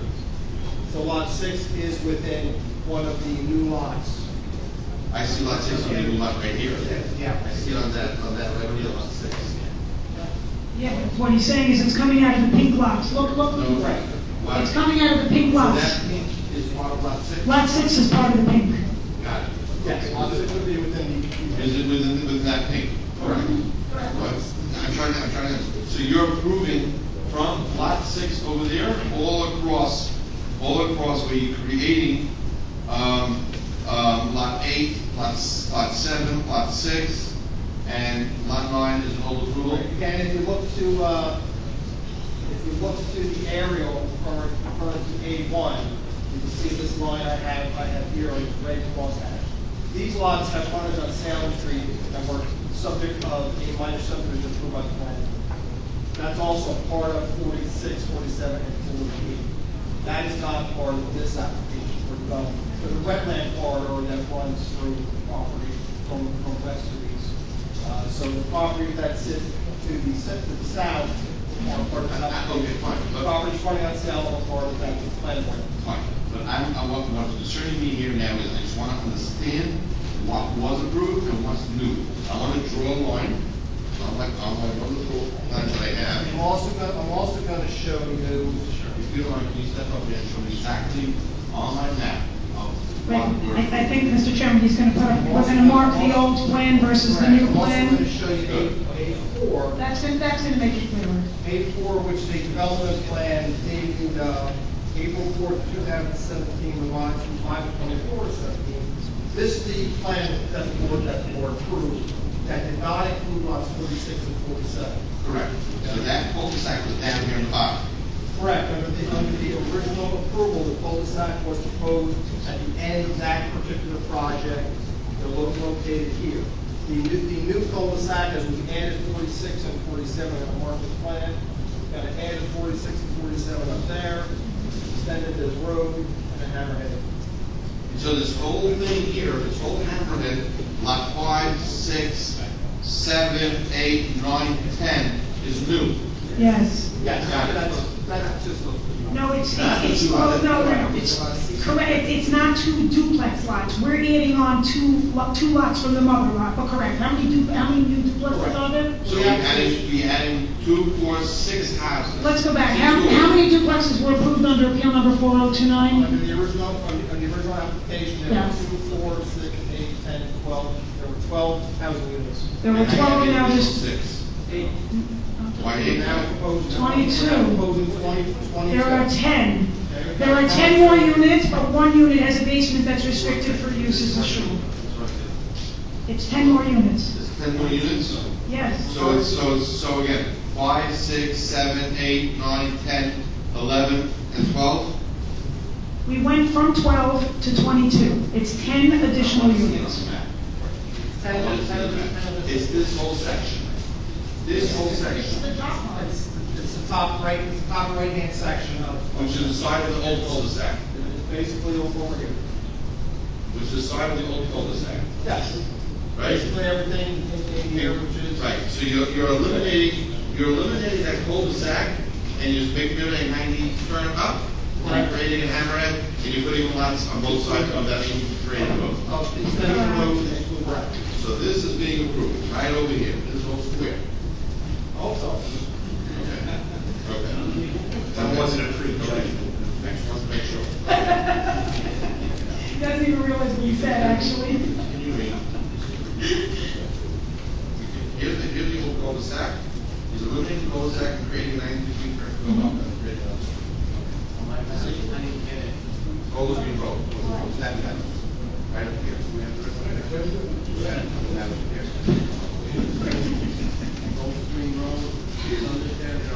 They're in the audience. We can, no, right? Okay. We'll call them to the podium. As to the merits of the application, being as we're now adding 46 and 47, we do require use variance approval for the units on 46, 47, the property located in the R20 zone. We're seeking duplexes developed in accordance with the duplex standards, contained in the UDL. There are no other variances requested, there's no bulk relief requested. All of the lots do conform to the bulk standards of the duplex lots. As to land use law, I would classify this project as an infill development. It's compatible with 3 adjacent residential developments and promotes public health, safety, norms, and welfare. It also promotes appropriate population densities and concentration of well-being neighborhoods and preserves the environment. Provides housing at density below the maximum permitted for these units like that. It is similar to the adjoining property. It also promotes a desirable visual environment for creative techniques and consistent design, and will result in attractively designed housing. As to the Lakewood master plan, there are several tests that are satisfied. Briefly, they are to take advantage of compact building design, preserve open space by proposing infill development, preserve critical areas, direct proposed development towards existing communities, creates balanced and compatible arrangement of development, and minimizes land use conflict. Proposed development of residential units fronting on interior roadways not on steep county. And again, with respect to all and zoning standards of PTOs, there are no fault variances needed. It also has the housing strategy outlined by the master plan. It provides convenient, attractive housing to the growing population. Proposed new residential development to meet modern design standards, and does protect existing residential areas from the intrusion of conflicting languages. So for those reasons, this application satisfies the test and the grant of the use variance for the land use law and the As to the review letter that we got from Terry dated July 17th, we have obviously had time to look at that. Just as one further point of clarification, Terry does point out a question about the actual two other subdivisions. One subdivision to create lot 29.02, that has already been perfected as filed at the Ocean County Courthouse. The board may recall when this application was originally presented, lots 29 and 30, which are located here, were part of the application. That lot line for layman terms was sideways, now that lot line is vertical. So 2902, that subdivision has been filed, created. 2902 is in this lot, part of this application. I also refer to the minor subdivision of lots 46, 47, and 48, where the lots that front on Salem Street, that has been approved by the planning board, and we are in resolution compliance trying to get that.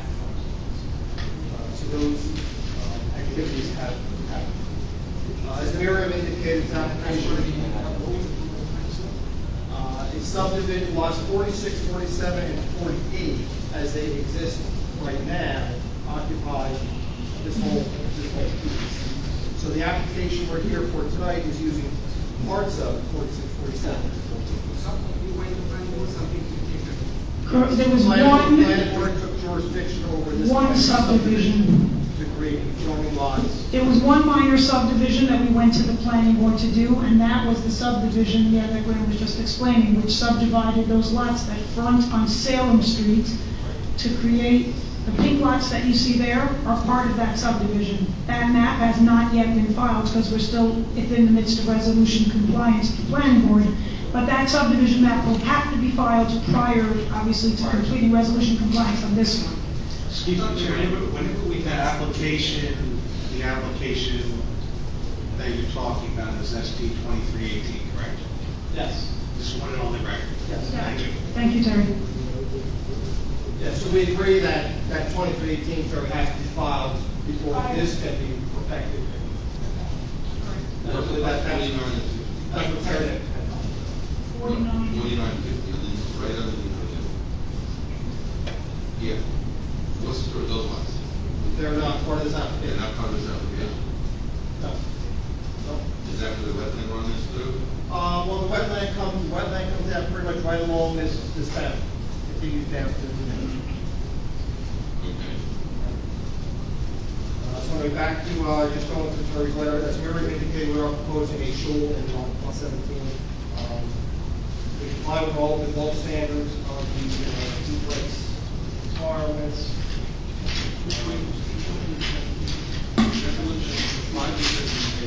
Lot 17 is this one right here, which is 780. And it'll be less than 800 square feet, so there's no need for individual parking.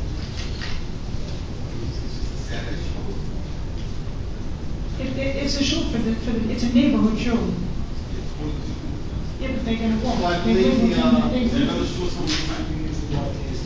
Yeah, sure, there's plenty of shuls that are nearby. Rabbi Perlin has also made arrangements with Stanford Hill so that the residents of this community can use these shuls in Stanford Hill. But we felt it was appropriate to provide a second one as well. As to the technical comments of Terry's letter, we'll agree to satisfy all of those.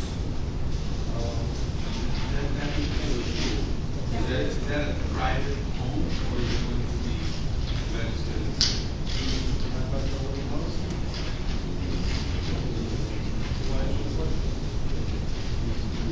Yeah, please, one man to the question. Let's have the rabbi sworn in and answer the question. Sure. Raise your right hand. Do you swear or affirm that the testimony you're about to provide is the whole truth? I affirm to say the truth. My name is Aaron Perlow. Spell the last name. Perlow. It's, for the record, can you just state your affiliation with the, state your affiliation with the project? I'm the president of application. Okay. The president, Yeah. Go ahead, was there a question? Yeah, the question was, so this is one floor of a duplex, right? It's one set of duplexes. Right. Shul in the basement. The shul in the basement, and the person who lives upstairs could have his own private shul, his own meeting. That's what it's for. It's not gonna be a public school owned by a public entity. It could be like that. If somebody who buys the building, who buys the building wants to make on the aggregation, then it'll be a parsonage, and it'll be a school. Right now- Or it could be, the town doesn't have to be owned by aggregation. It could be a private person, yes, a private person is dedicating the school for So the basic. in the application, providing a basement as a place for a shul, but it's not part of the application that it's going to be a synagogue, which is going to be off the tax rolls, that if somebody purchases it, does that, that's up to, what's the application? No, that could be, it could be. That's satisfactory. The application has nothing to do with whether it's taxable or not taxable. If your question is it going to be owned by a homeowners association, the answer is no, because it's a shul that's in the basement of one of the units. To be honest, we have a letter, which I could mark as evidence, which I could mark into the record from the Lakewood Township Municipal Utilities Authority, actually from Adam Pfeffer, as counsel for them anyway, who's sitting in the back of the audience, which requires that this unit be deed restricted to be used as a shul. So it will be used as a shul. As far as ownership, I presume this particular unit will be marketed as a unit that as a duplex unit that has a shul in the basement. Whoever buys it can buy it in the name of a congregation, in which case they probably will go for a tax exemption, or they can apply to buy it in their name. That has nothing to do with this application, whether it's taxable or not. But probably this letter should be marked into the record. Who wants to know? Oh, he wants. I thought Obi wanted to know that because he lives in the neighborhood. Okay, can we mark this letter into the record? This is 8-5. Adam, I'm good? If you come to Davenport, done very well. Oh, perfect. Okay, let's move on. I'm thinking. Yes. I don't think I have anything further unless the board has any more questions. No, I want to open to the public.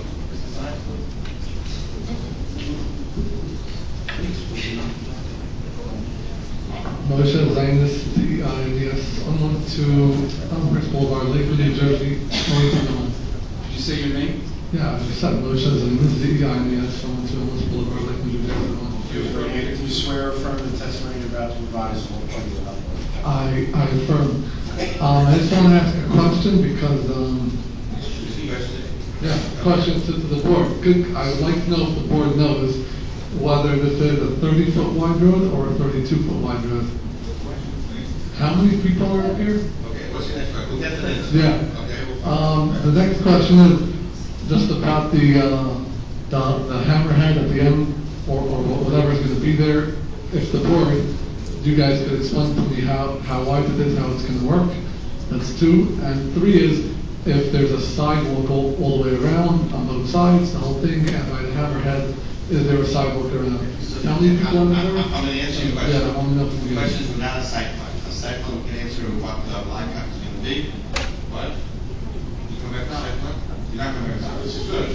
Okay, so we answered one question. On the paper, it says it's a 30-foot black parkway, and it does show sidewalks all around. I see sidewalks all over. And by the hammerhead also? And I see around the hammerhead also, yes. And I see a hammerhead which probably works. What? 55 feet wide. And that works for cars going around and buses? No, buses no. It meets our size requirements for Not Lakewood, but buses. Or a bus, a regular school bus? A bus would have to make a 3-point turn. Okay. Illegal, so it's not happening. If the bus came in. If the bus came in.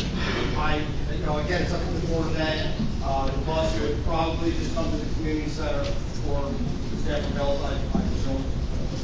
Yeah, the buses I'm not going to come in. So now my question to the board is, do you think perhaps a 32-foot wide road would be an even better application? Because tonight it's all about making zoning board the better. I'm saying, that's my question. If everybody else wants to come here and ask, you can ask. I'm asking this to the board. What? This is a review. Yeah. That's what I said. No, Mr. Rivia, the microphone. Okay, fine. That's my question. see the board. Anything else? No, that's it. 2 minutes. Are you finished? Thank you. Thank you. Okay, perfect. Anyone else in the public?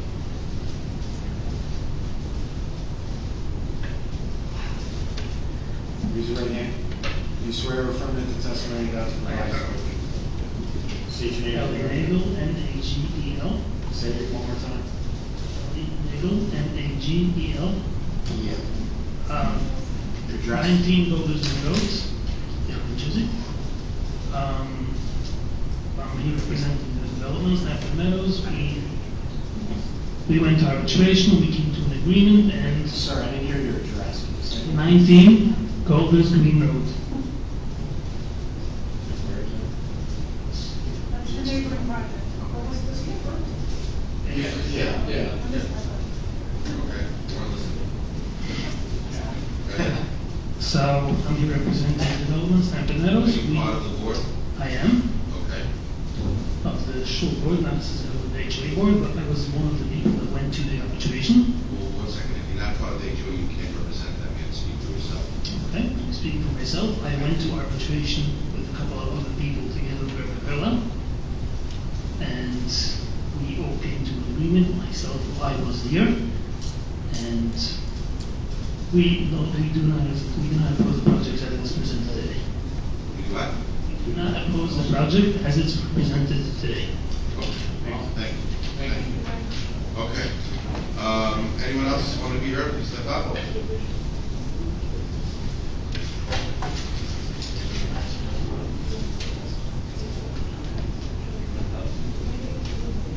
Raise your right hand. Do you swear or affirm that the testimony I about to affirm. provide is the whole truth? Affirm. State your name for the record. Andrew Blyer, B-L-E-R-E-R. I'm actually one of the Address. HOA. 26 Stamford Hill Road. I was also part of, sorry? I was also part of the negotiations, and I'm actually on the HOA board, and we do not object this the way I have. Okay, you're part of the board, and you tell me that the board is not objective? Not everybody was part of the negotiation, but we were presenting the development, yeah. The board voted in favor of this application? No. In person. Does not vote. We didn't vote, there was no vote. We went to arbitration, and we came to an agreement, and we do not have any objection. What? Did you accept the arbitration agreement? Yes, the way how it's presented today. Okay. That's fine. Thank you. Thank you. That's all. Thank you. Okay, next, anyone else? Anyone else? Seeing none, we'll close it to the public.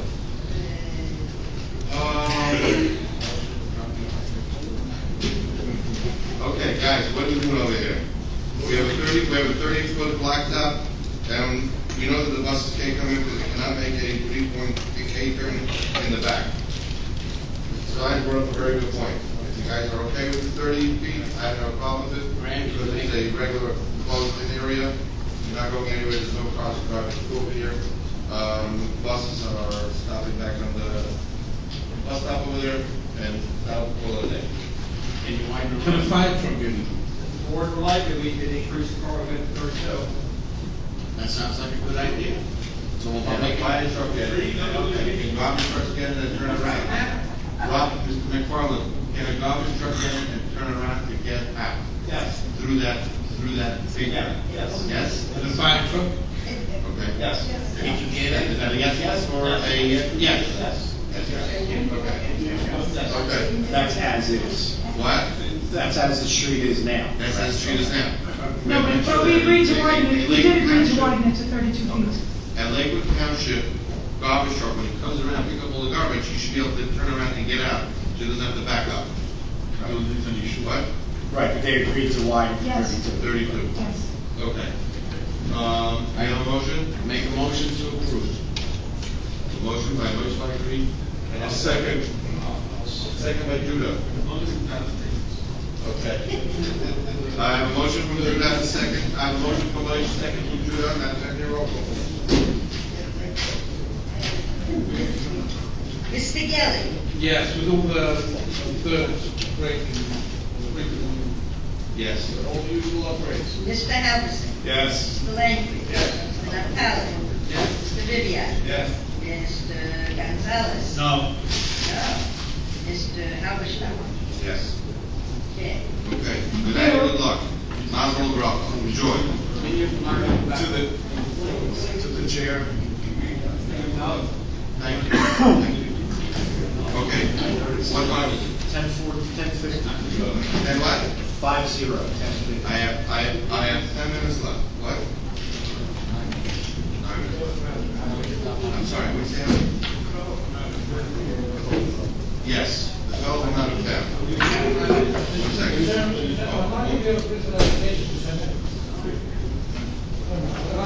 One second. One second. Wait a minute, 15 minutes over here. Why don't we,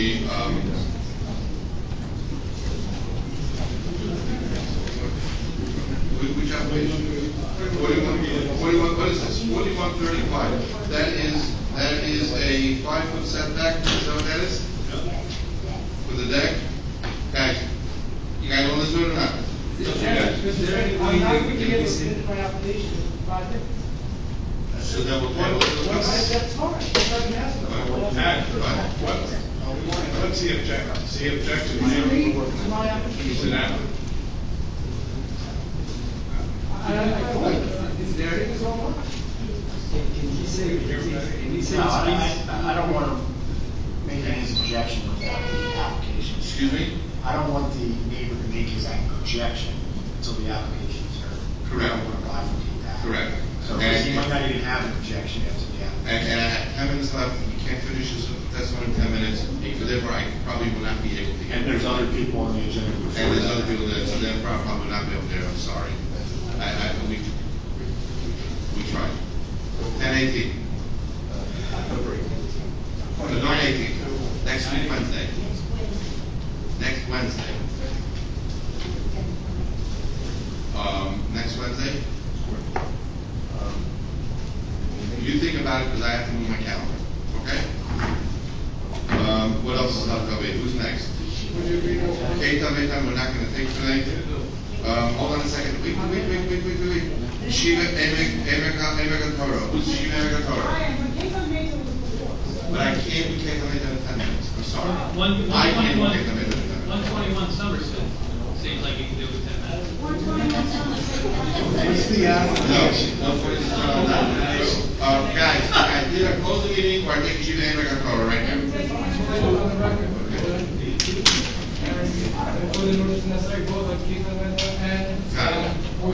Got it. Okay. Done. I'll get that in a minute. Thank you. Can we do Shiva? Yes, when is the King Amendment carried? Next week? We're going to do it for next week. Yes. Yes. We're going to vote on hold and carry in a few minutes. I want to get Yeshiva Emeka out of the way. 4132 Yeshiva Emeka. No, I'm not here. We're starting. Fine. West County Line Road. Yes. Site plan and use variance for a dormitory. Thank you very much. Good evening once again. What? I know, the woman that was sitting here wants to. Yes. Okay. Mary Weinstein on behalf of the applicant Yeshiva Emek Hatola. To be very quick, we're here this evening seeking use variance relief to construct a dormitory for this already existing high school and base medrash. There is no provision in our UDO for a standalone dormitory, and hence we are here this evening seeking use variance for this dormitory. This dormitory will service the existing school building, which is just over the border and located in Howell Township. We are seeking approval for a dormitory that will contain 13 beds for boys and 1 dorm counselor. The building will also have a room in the basement, along with laundry machines, a rec room in the basement, along with laundry machines. Are you seeking use variance only, or use variance and site plan? Use variance and site plan, I'm sorry. Correct. In 8 minutes? 13 rooms, sorry. What? We're going to do it quickly. It's easy. I'm sorry, it's use variance relief and site plan, and the dormitory is going to have 13 rooms for boys For the percentage age boys, all the boys will be 18 and over in this dormitory, and there'll be one dorm counselor. The building will also have a rec room in the basement, along with laundry machines, a student lounge, and some additional showers in the basement. Currently, the boys are renting homes within walking distance of the school since they are not permitted to drive to school. This school is actually electing to do things the proper way and to construct a state-of-the-art dormitory building with a sprinkler system in accordance with the Seton Hall dorm requirements to avoid, it's avoid catastrophes like the one that happened in Seton Hall in 2000.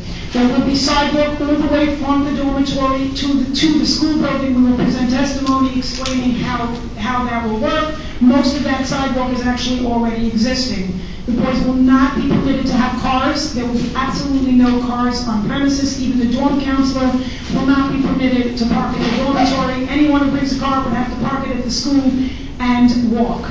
At this point, let me ask to have Brian Flannery sworn, since we only have a couple of minutes left.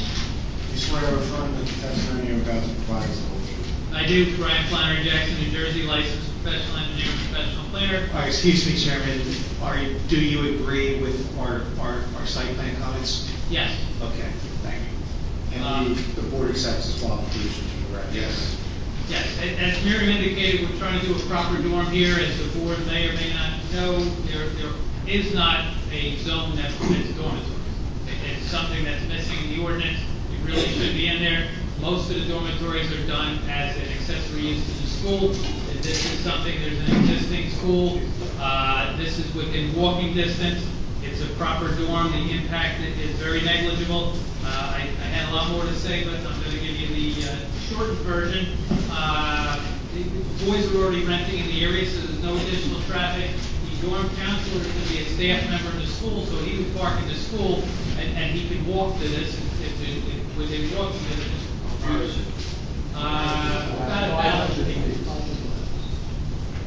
So we're showing 3 parking spaces. One is being handicapped. This is just for parents dropping off the kids.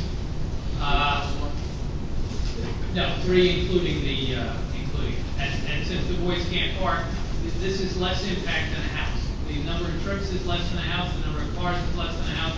It's a horrible place for a house. It's a great place for a dorm. I can give you more testimony on that. I'd quickly like to put on the record the justification for it. The vision statement encourage development and redevelopment based on smart approach planning principles. This provides a use that's needed and appropriate. Municipal land use law NJSA 40:55D2 under the purpose of the act.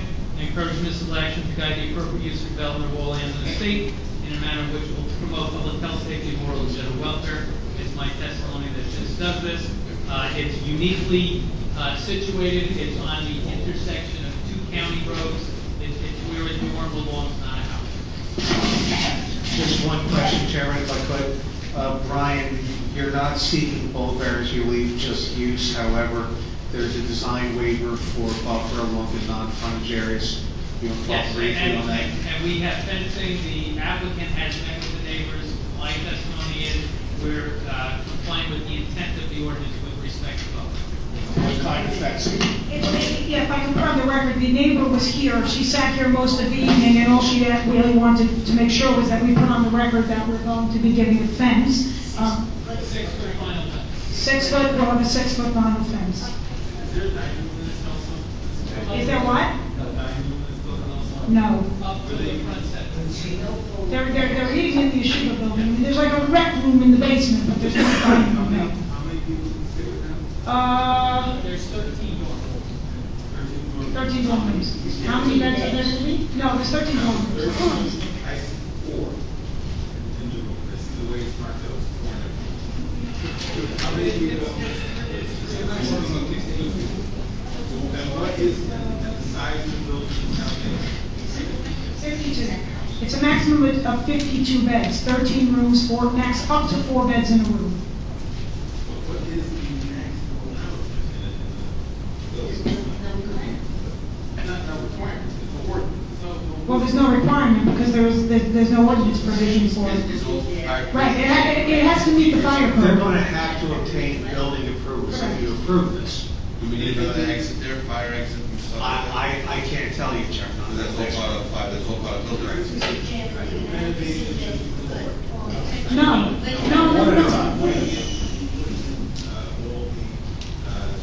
Yes, I said that at the beginning. This is an architectural plans for change of use to the building department for the construction of digital review. Correct. Correct. And they have to apply. And they will have to comply. There will definitely be a sprinkler system. You need a permit for a change of use of architectural plans. You building this from scratch? It's being built from scratch. It's not a change of use. It's being built from scratch. No. We're constructing it from scratch the proper way. It's going to have a sprinkler system. It's going to have all the appropriate exits. That's correct. Yes, and it's going to have to meet all code requirements for dormitories. It certainly will. What are you going to use for the outside walls? The outside, there's actually a photo, if you don't mind to, Brian, if you can point it out. It's brick and stucco though. Is that photo marked? We can mark that. Plans. The idea was to keep it looking as residential in nature as possible, being that it's officially a residential road, although that corner isn't terribly residential. Can we mark that picture? What we have to, A3. What was A1 and A2? Okay. A1 is the sheet 3 of the set submitted. A2 is sheet 19 of the tax map showing the location of green. Can I A3 is in rendering. A3 is rendering. I have a question. I'm not understanding. We talk about the amount of people in there. There's no limit, so for all intents and purposes, you go to This is a fire code issue, it's not, you put it in dormitory, and you're depending on the fire code to say that, okay, we're gonna have a building in this particular area, and that's a residential area, and saying you can have up to 100 people or more. There's a limited occupancy. Do we have an idea of what kind of limited occupancy we're going to have? Well, we have. 13 apartments, if you have 4, and Well, you can put 8 in there, there's no stop. But you can't. it doesn't fit. It's not. 4 is not. Right, there's 3 parking spaces, 2 plus a handicap. Definitely going counselor. The North Council is parking at the campus, he walks it. The boys are not allowed to have cars there. Right. They're base age boys, they're 18 plus. 18 plus. But they can't have cars. They're not allowed to bring cars to yeshiva.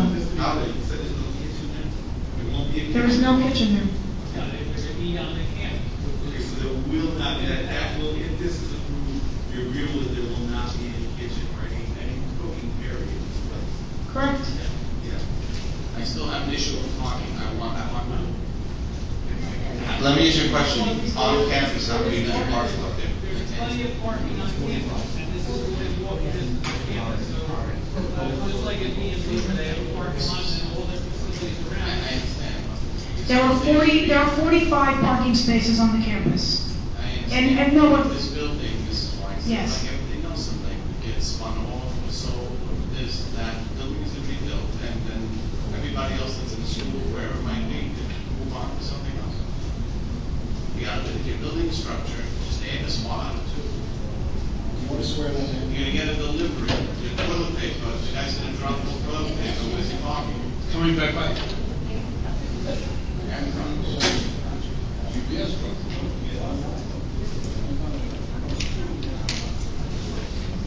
Okay, we are getting public. On that.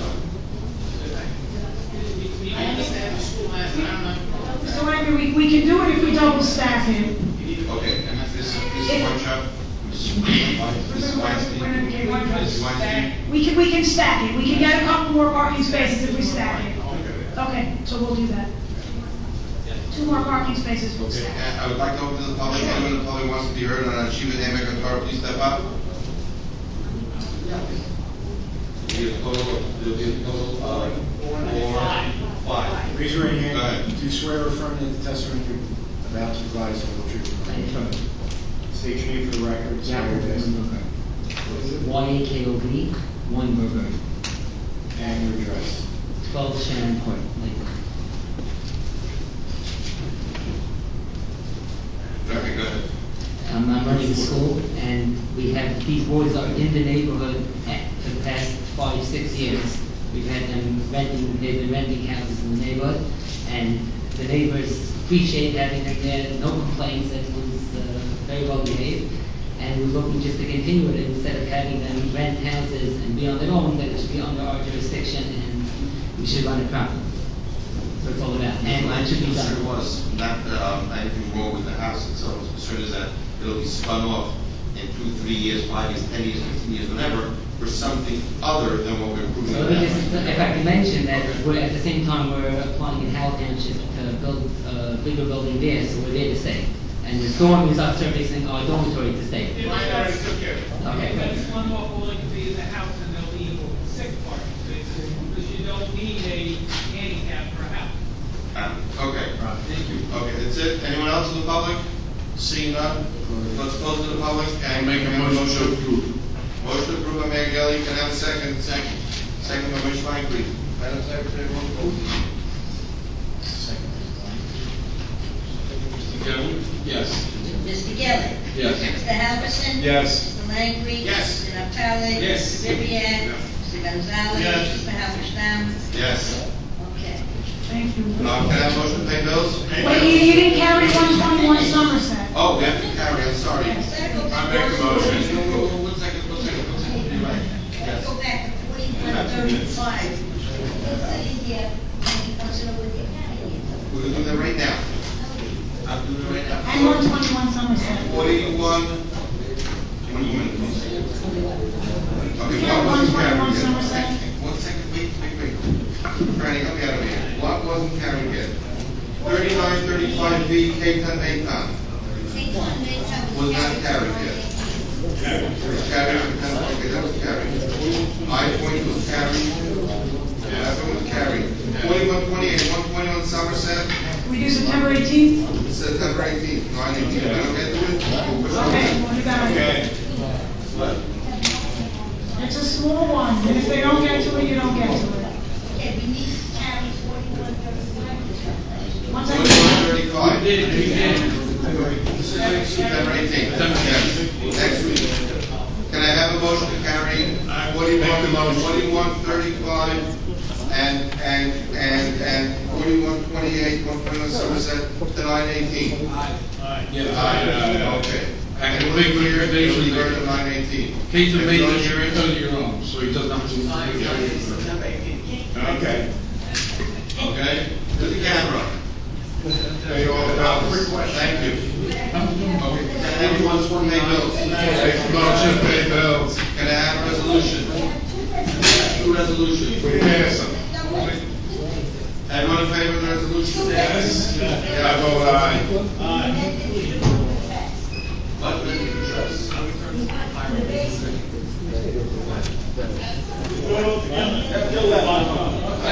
Guys, one second.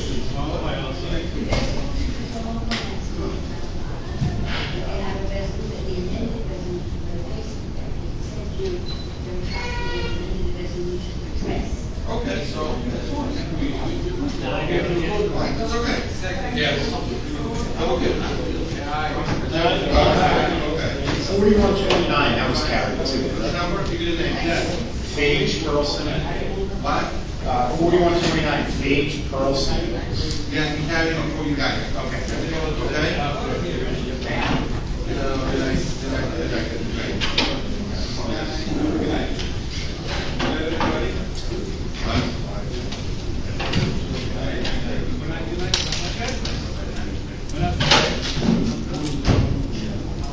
Thank you. Good to see you.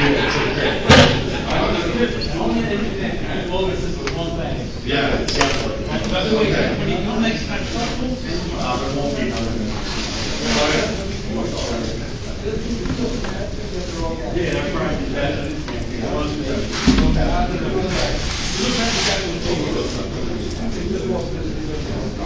next time you sit in the back, how much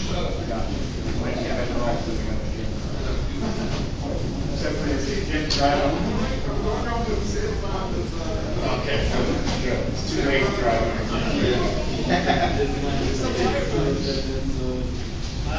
Granted now.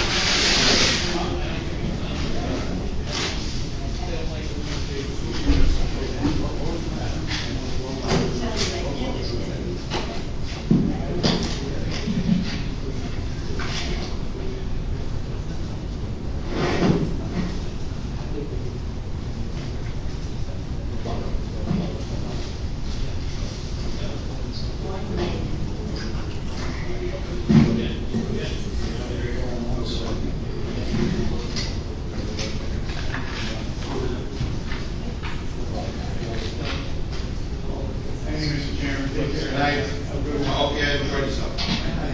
What? Yes. Okay. Sorry, you tried. What? All right. Thank you. You drive back to Virginia now? I hear you. Okay. Thank you. Fine.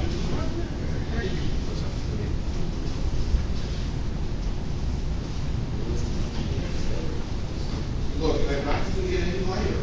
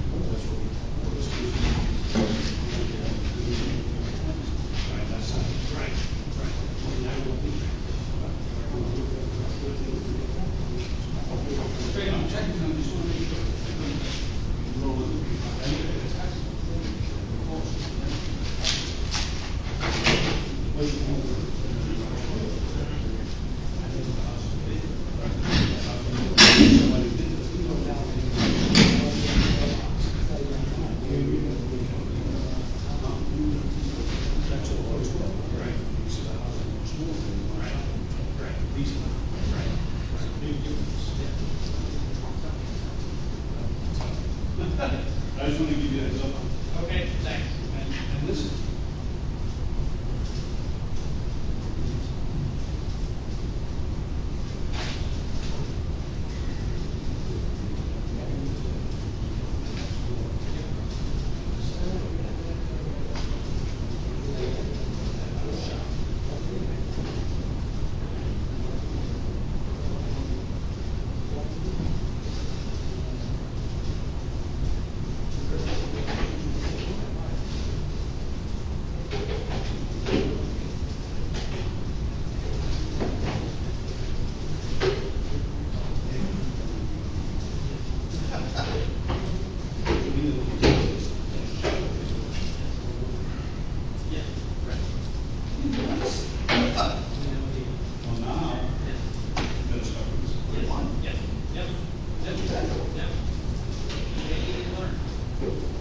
Anyway, thank you, Brian. Okay.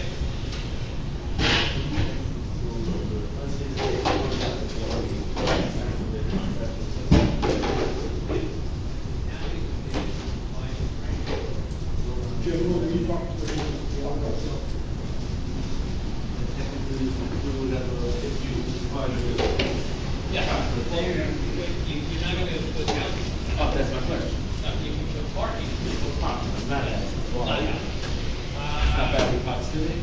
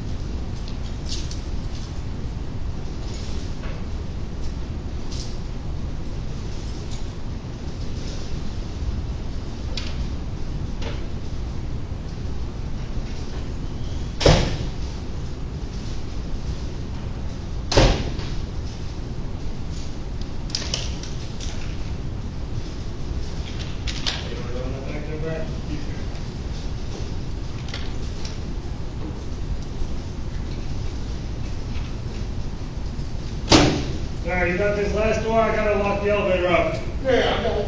All right, thanks. Oh, second front door, John. Just lock it for me. I don't have no keys. I left my damn keys downstairs. Okay, no problem.